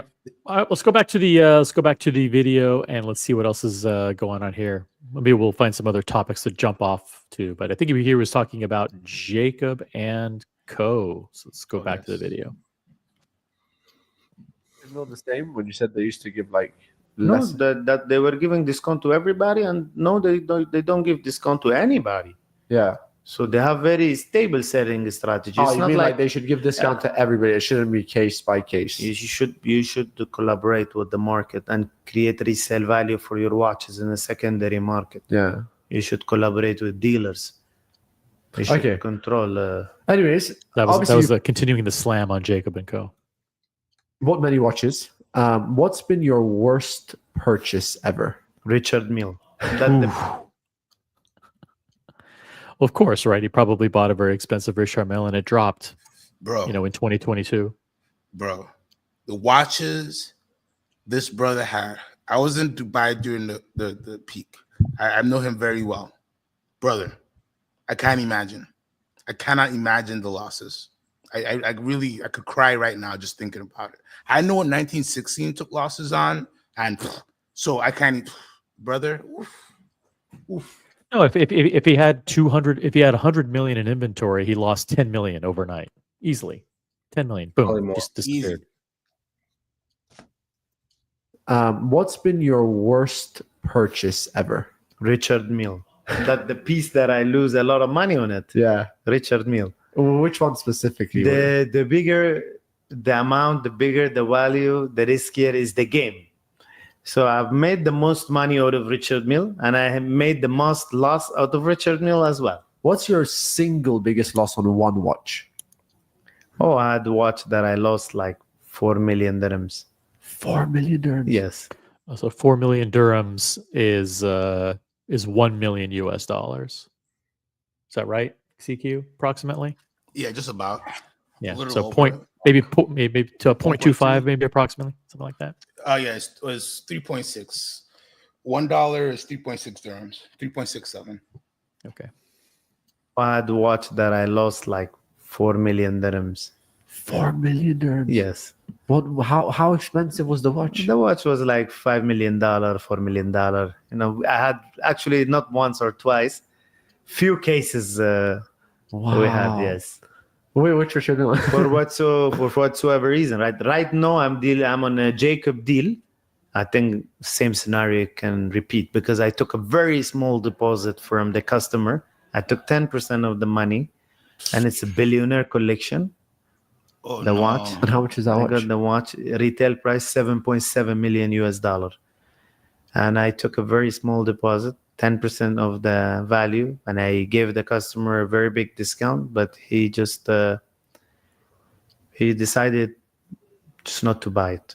Oh, and now you're fucked. Yep. Yeah. Yep. Watch. So if you can't sell it, you'll lose a lot of money. The loss, I'm assuming the loss probably is going to be more than the deposit that I've taken. No. Unless if I hold the watch and wait for the right buyer. Wow. If I want to sell the watch, if I offer, I'm going to lose. But if I wait for the demand and request to come, then probably I can go break even or something like that. Now, Jacob. I don't know who's buying Jacob. Oh, okay, what was the watch you lost 4 million on? Richard Mille. Which model? It's the tourbillon models, those ones. Wow. High-end ones, yeah. One of ones. This interviewer was relentless. Like, no, tell me exactly, specifically which model number, which serial number. Because he's local to Dubai, and he probably is a buyer of watches sometimes. So he's trying to make sure, like, wait, what do I not need to buy? Oh, CQ, hold on. I wanna. There's been some rumors. Oh, I don't know. good if you rumors or heard bad it. rumors? I don't know. You tell me. RM, AP and RM, but RM specifically has watches that they intend to make it to the gray market. Do you know about this? I don't know. I don't know about AP and RM. Now we have to remember, right, why the gray market is called the gray market. So anything is possible. I've not heard anything like that. I would not think that RM would need to be honest with you. So I don't think they would need to. But again, the gray market is called the gray market for a reason. And that's why I don't like to be called the gray market dealer, because I'm in the secondary market.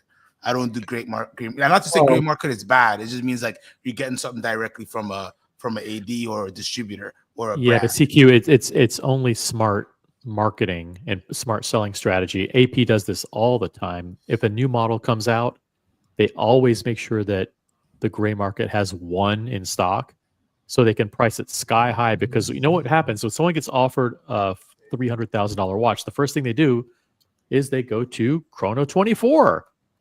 And they want to see that watch listed for 200,000 over what they're about to pay for it, regardless if that listing is real or not. That's what the first thing. And so, hey, good news, you just got the call for whatever this AP model is. Great. Hey, I'm so excited. Meanwhile, he's texting, he's going on to Chrono 24, he's doing Google searches to make sure that the model is actually going for over retail. And we know that AP also seeds new models with Philips right out of the gate. So a new model will show up at the Geneva auction or the Hong Kong auction, right? A brand new one. So it goes for over retail, so they can have that comp. Well, that's why I don't know if CQ had heard this or dealt with this before, but I just find it incredible that we spend so much time talking about how the brands vet the people, blah, blah, blah, blah, blah, and how these guys are worth so much money and they'll buy anything, they'll do anything. Yet, have you seen this guy's table? Have you seen what's in front of him on the table? How did he get it? If they're really doing their job, how did he get this shit? How does an unworn Ferrari RM 75 pieces of each? Oh, he already has one? How are they making it unworn to Avi & Co? How's that happen? Well, I don't know. How's that happen? You gotta ask. You gotta ask, because I sit here and I eat a shit sandwich of. Let me tell you what's on the shit sandwich between the bread. We vet our customers and interview them, and we're cracking down on flippers, and we want the best customers. We want people to hold our watches and be loyal to the brand. Okay, sure. Yet the best stuff, day one, is on Moda, unworn. So there's two things, all right? Well, there's one thing. There is, sorry, but anyone else tired of hearing CQs for his BS? Nobody buys a secondhand wedding. Hey, I'm not here. You see, I don't want to be the guy who's speaking for the market, man. I'm just giving a little bit of insight. But I just want to say, like, of course, that probably is going on. But there also is the guy who just has such a crazy profile and he just flips everything he gets offered, right? That exists too. But why do they keep giving them watches then? Because, like, he has the craziest profile ever. And sometimes they get found out. Sometimes they get burned. I know a lot of those cases. Right, I know a lot of guys. I know guys with lawsuits and all those stuff. But sometimes they don't know. Sometimes you know, depending the AD they're getting. There's so many different ways it happens. But I can't say it's not happening the other way. I don't know, man. I don't know.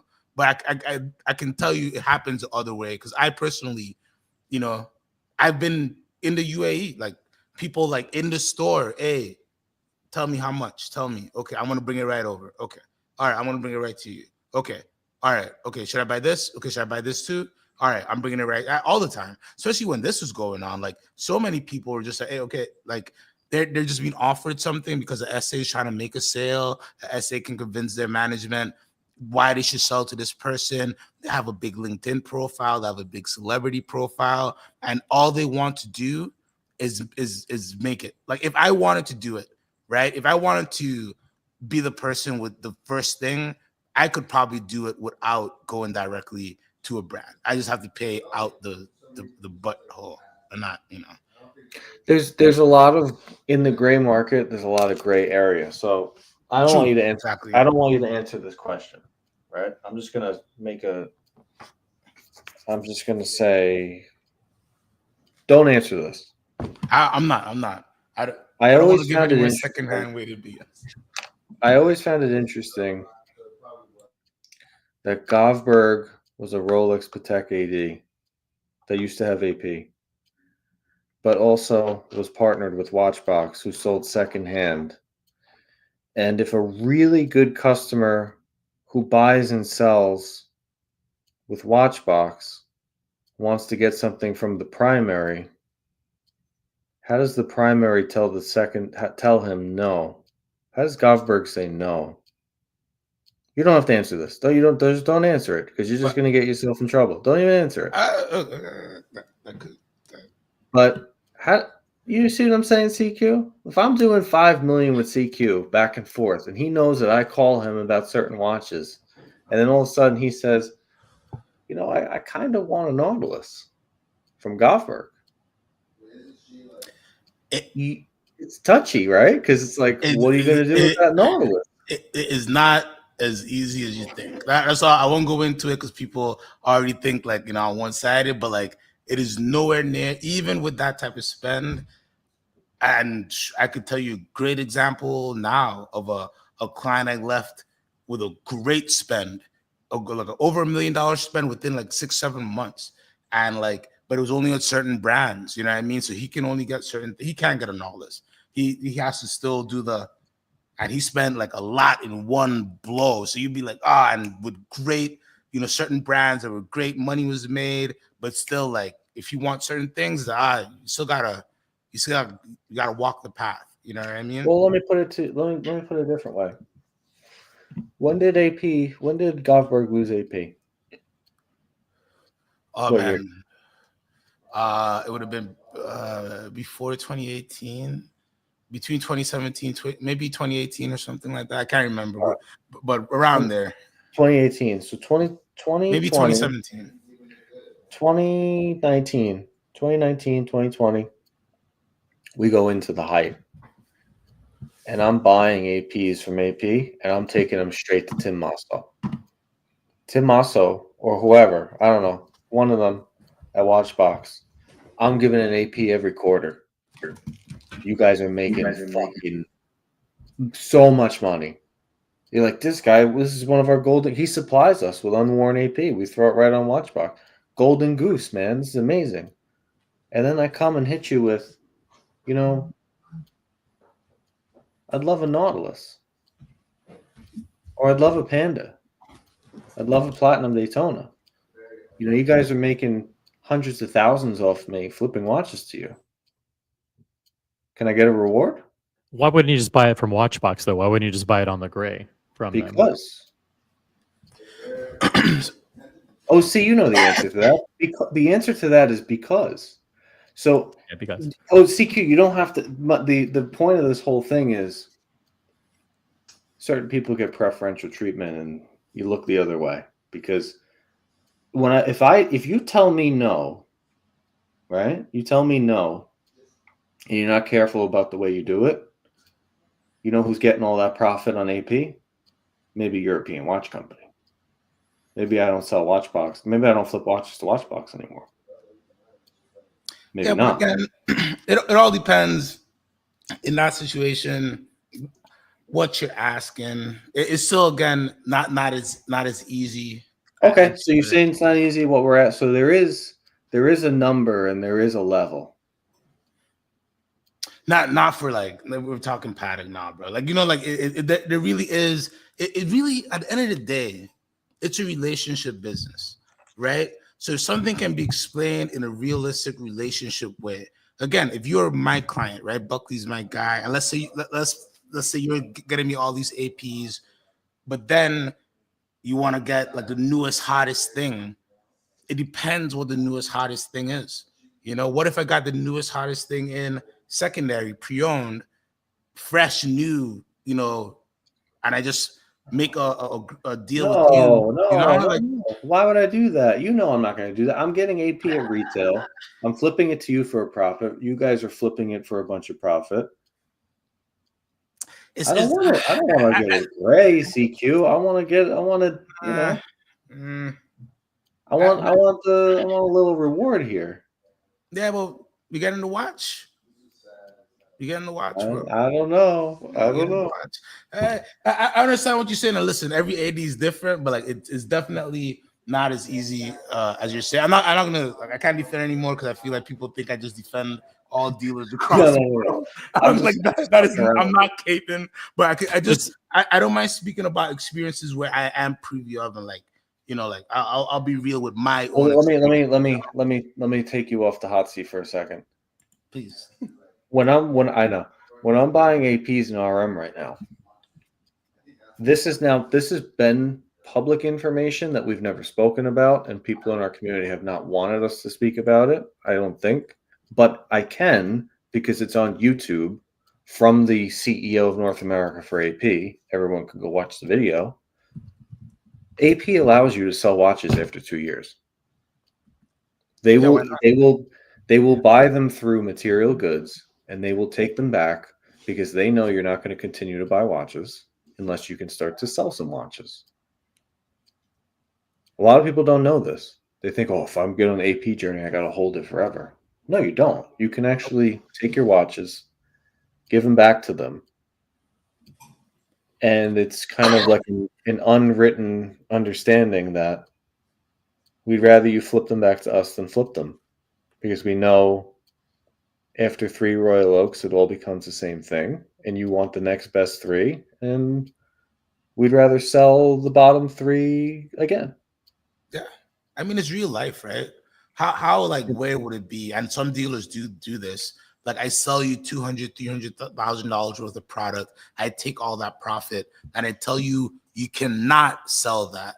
You have to just waste that capital. I don't know your financial background. I don't know what's going on in your life. I don't know if you need to buy a house, a business, get married. God forbid something happens. But and unfortunately, there are people around the world who are in that situation who feel that way. Like, hey, I spent $500,000 and I can't even touch it, because if I touch it, I won't be able to get the next Watches and Wonders release. And that is such a myth. I think maybe some people use that power, again, that invisible power. But most dealers, man, if you just let them know what's going on, and today most of them are buying watches. People just don't want to see on Chrono 24 a watch they sold you within 6 months with the papers and everything. But listen, 8 months, 9 months pass. Even if it's a novelist, brother, if you could just, hey, listen, I got an opportunity to get in on this business, buy this house. My wife needs to, whatever. No dealer's gonna say don't do it. That'd be a weird. I would walk away from that dealer if they looked at you and like, well, I don't know, man. After this, I don't think I could sell you anything. I would definitely never give them 1 more cent of my money. It doesn't work like that. And unfortunately, a lot of people think that's the game, and a lot of people use that power against people, but that is not the way it is. This is real life, man. Anything can happen at any moment. So there should be no situation where I tell you, hey, don't sell this watch. Now I'll say, hey, don't buy it. Don't sell it in 3 months, bro. You're gonna burn me. You know what I mean? Somebody's gonna register it. Can you hold off 3 more months? Can you help me out there? Something like that. But if I say, hey man, if you sell that, I don't know, man. I don't think they'll ever sell it to you again. don't even talk. Don't just delete their number. They don't care about you. They just want the dollars. You know, you're worth. I think you're worth more than dollars. Listen to my voice. You're worth more than the money. Okay. I wish they believed what you're saying. Yeah, I know. They just think I'm We just. know people that we know people that have had Pateks and have sold them that are 5 years old and they've been blacklisted. Yeah. You know what I picked up on in Buckley's conversation with the CQ right now? Buckley was you were giving a hypothetical scenario of like, listen, I've been feeding you tons of APs. Why don't you reward me with a Nautilus? And CQ said, a Nautilus? No. Like, it's still, and we talk about this offline a lot. I don't think there's a single member of our community that's gotten a Nautilus. No, but my point there, and I'm busting CQ's balls. I don't need him to respond, and he's not with that business anymore. But he said a Nautilus, I can't do that, which means there's something we can do, which means there is something that they do. It's all about money at the end of the day. And if I'm making CQ and I'm making Watchbox money, and that's just an example, right? But I mean, you could say anywhere. Listen, again, it's a relationship, right? So if you're my client and you're selling me a bunch of APs, I get to go and fight with the fury of the Lord for you to get a Panda if you want it. You know what I mean? For you to get a college travel, for you to get a complicated watch, for you to get so many things. And guess what? They have to listen to me because this guy, he takes care of us. We get to do this. Exactly. And nobody's going to say, hey, he shouldn't be somebody we should consider if we can, you know, get him a watch. Who's like, I don't think anybody's saying I'm crazy for saying something like that. No, you know what I mean? Like, you know who will say you're crazy? You know who's spitting out their water right now and shunning you? All the fucking watch collectors. Because in their world, that doesn't happen. In their world, no matter how much money you make Watchbox, they should have integrity to tell Govberg, never sell this person a watch because they're a dirty flipper. Well, because I think people misunderstand, they misunderstand the world, right? If you don't sell it to me, you already did it. You already did the crime. There's nothing I can do. You know, right? There's nothing I can do. You've bought the watch. You've made it. As a matter of fact, if I went and burned you, you could probably sue me and figure out some weird lawsuit to give me, right? So then I have a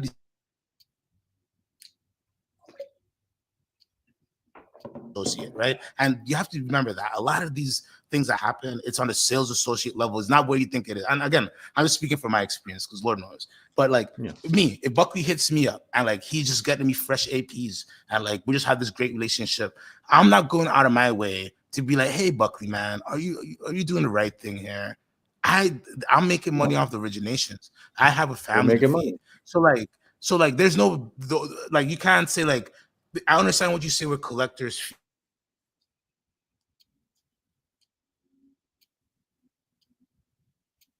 You know, it is what it is, man. Like, and certain dealers just work certain ways. It's really the dealer's fault because they want an easy sale, right? If they don't want to work for their money and they just want to give it to some client who's just going to take everything, and like he's a savvy business person, it's hard to say no. It's hard to say no, ladies and gentlemen, when you're getting offered a Nautilus for $35,000, and CQ the nice guy is offering you $100,000, a smile, and a Corona. You know what I mean? Like you're gonna take it. It's just hard. It's just hard. And like, I wish it wasn't that way. I was in the industry when, you know, they were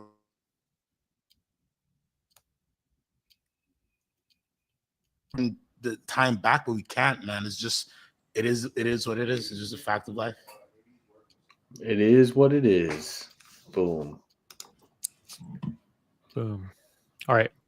Let's go back to the video here. And keep rolling.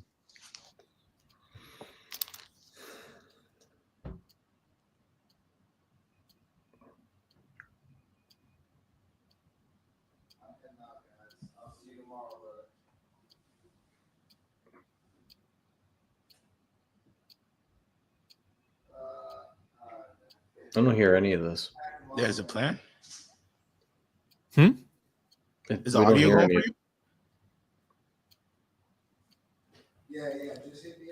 you? What'd you say? We don't hear the video. Oh, you can't hear it? Okay. No. Right, let me refresh here.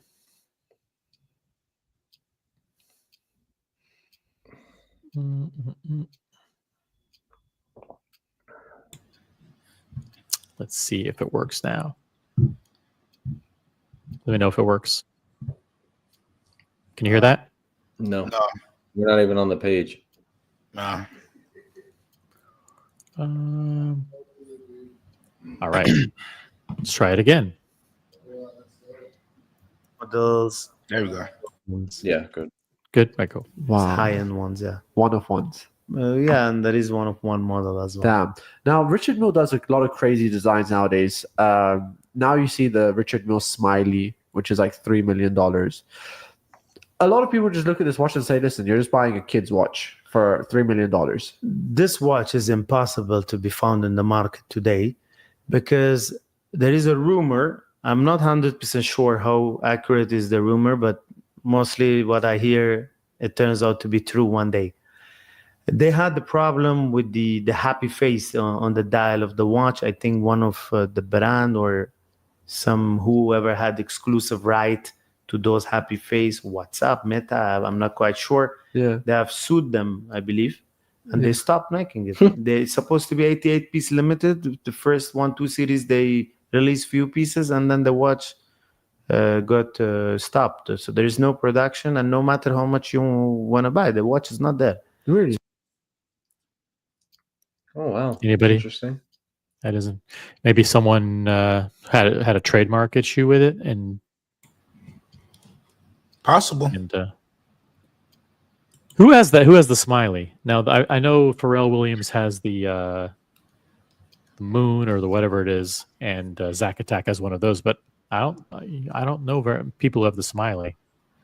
No. That Taiwanese pop star that we were talking about today has one. Oh, okay. I did a People full who deep have dive. it, they ask whatever price they want. How much are they right now? And I there was a problem. I'm not very sure who created the problem or who was looking to have some more money. You know, they had the problem. No matter what price, that watch cannot be found. But how much are they right now, market value? The last piece I traded was 2.2, and after that, I heard the watch is $3 million. I never bought. I never sold. I never had a buyer. Once I tried to look for the watch, I checked the whole world, thousands of watch dealers. Nobody has the watch. There's one guy over there, end user. He has the watch. He asks whatever he wants. You know, Crazy price. It's just very complicated. Now, this is a kind of a weird question. Whenever I see, like, let's say we're in a dealership right now, we have $10 million. Has anyone ever tried to steal a watch? Let's not get into that line of. They don't have fucking crime in Dubai. You die. Yeah, not in Dubai. Like this is such a weird question there. Yeah, you would. What do they do? CQ? They hang you? How they kill you? Oh, brother, I wouldn't. Depending, like if you stole from somebody like Khaled, I would feel very bad for you. You'd be gone for a long time. I don't know about the death or anything like that, but you would be gone for a very, very long time. Let's go to a different line of discussion. Let me know if you can hear this. Peace. What's right now your favorite watch? You know, what's making the most money? Because everyone says Rolex is obviously the biggest brand, Patek, but right now, what's the hottest watch? What's making money? Rolex is 35% of the watch market. But is that also in the used market? Even in the secondary market, Rolex is the most traded watch brand. Yeah. No surprise there. Thomas Burnett, big fat orange super chat. Thank you, brother. 20 pounds. OC brother, thank you so much for helping me get to Geneva. It was a blast catching up with everyone. Always great to hear CQ's insights on market analysis. Hope you all have a great Friday and Easter weekend. Peace. Appreciate you. Happy Easter, man. Yeah, it's cool catching up with Thomas and everybody in Geneva. And by the way, Dubai is coming around the corner, November 25. CQ is going. I just got a message from the Jorn Identity. He's coming to No Dubai. way. No. Yeah. He's like, OC, add me to the list. Guys, we have a list now of over 10 people. It's probably going to be 20 people by the time we're done. CQ is going to be there. Jorn Identity is going to be there.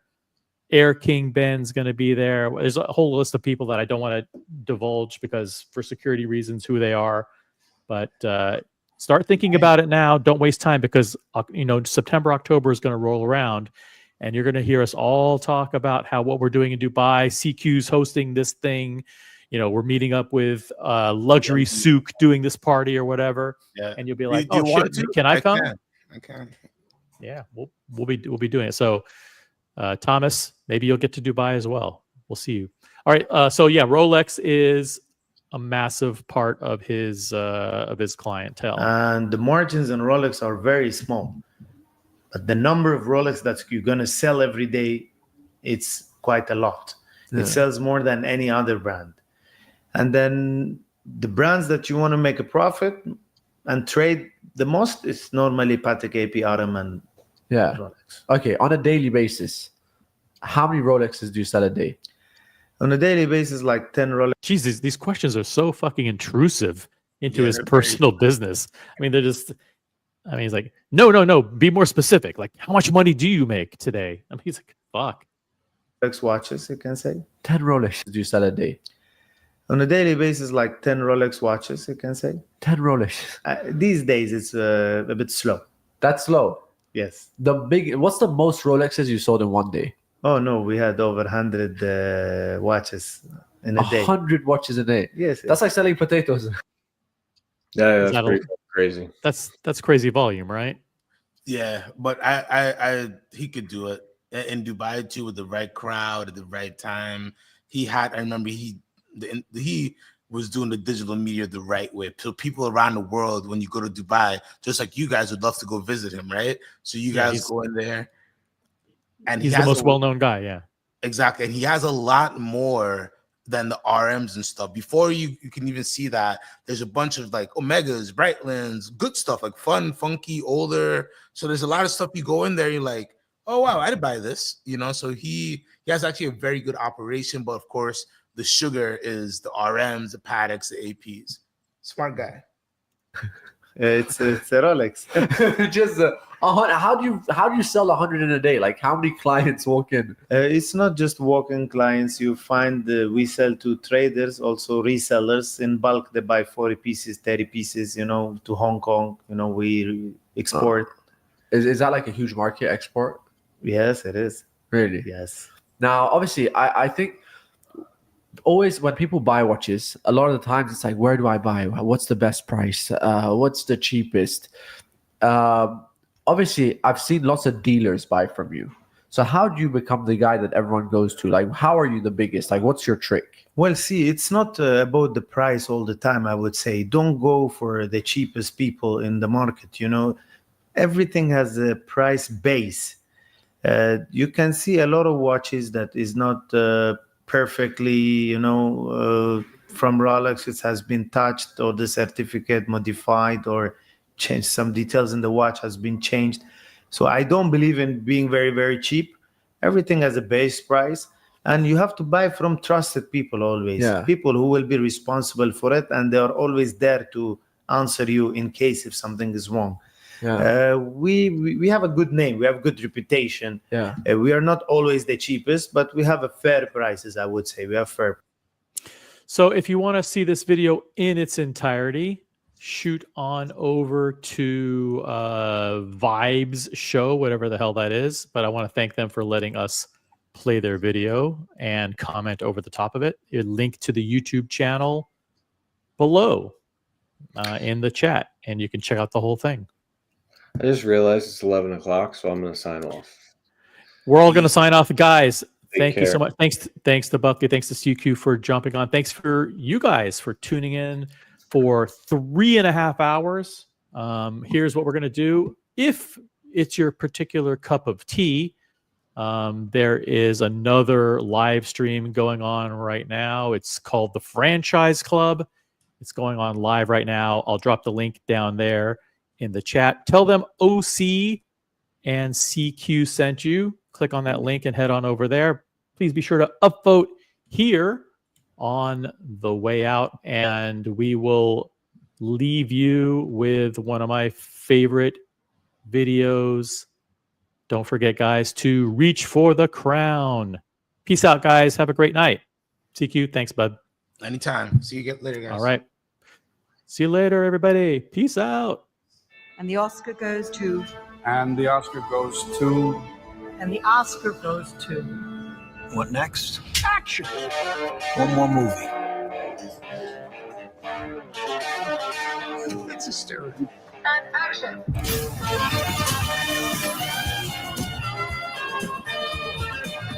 Film is a great collaborative art form. It's gotta be truthful. I pick my feature film battles very carefully. I must say, it's an exhausting process. Every time I would get tired of a scene and not want to persist, I would say, pain is temporary, but films are forever. And the Oscar goes to Martin Scorsese. Thank you. Thank you very much. Thank you. Thank you to the Academy. Thank you so very much.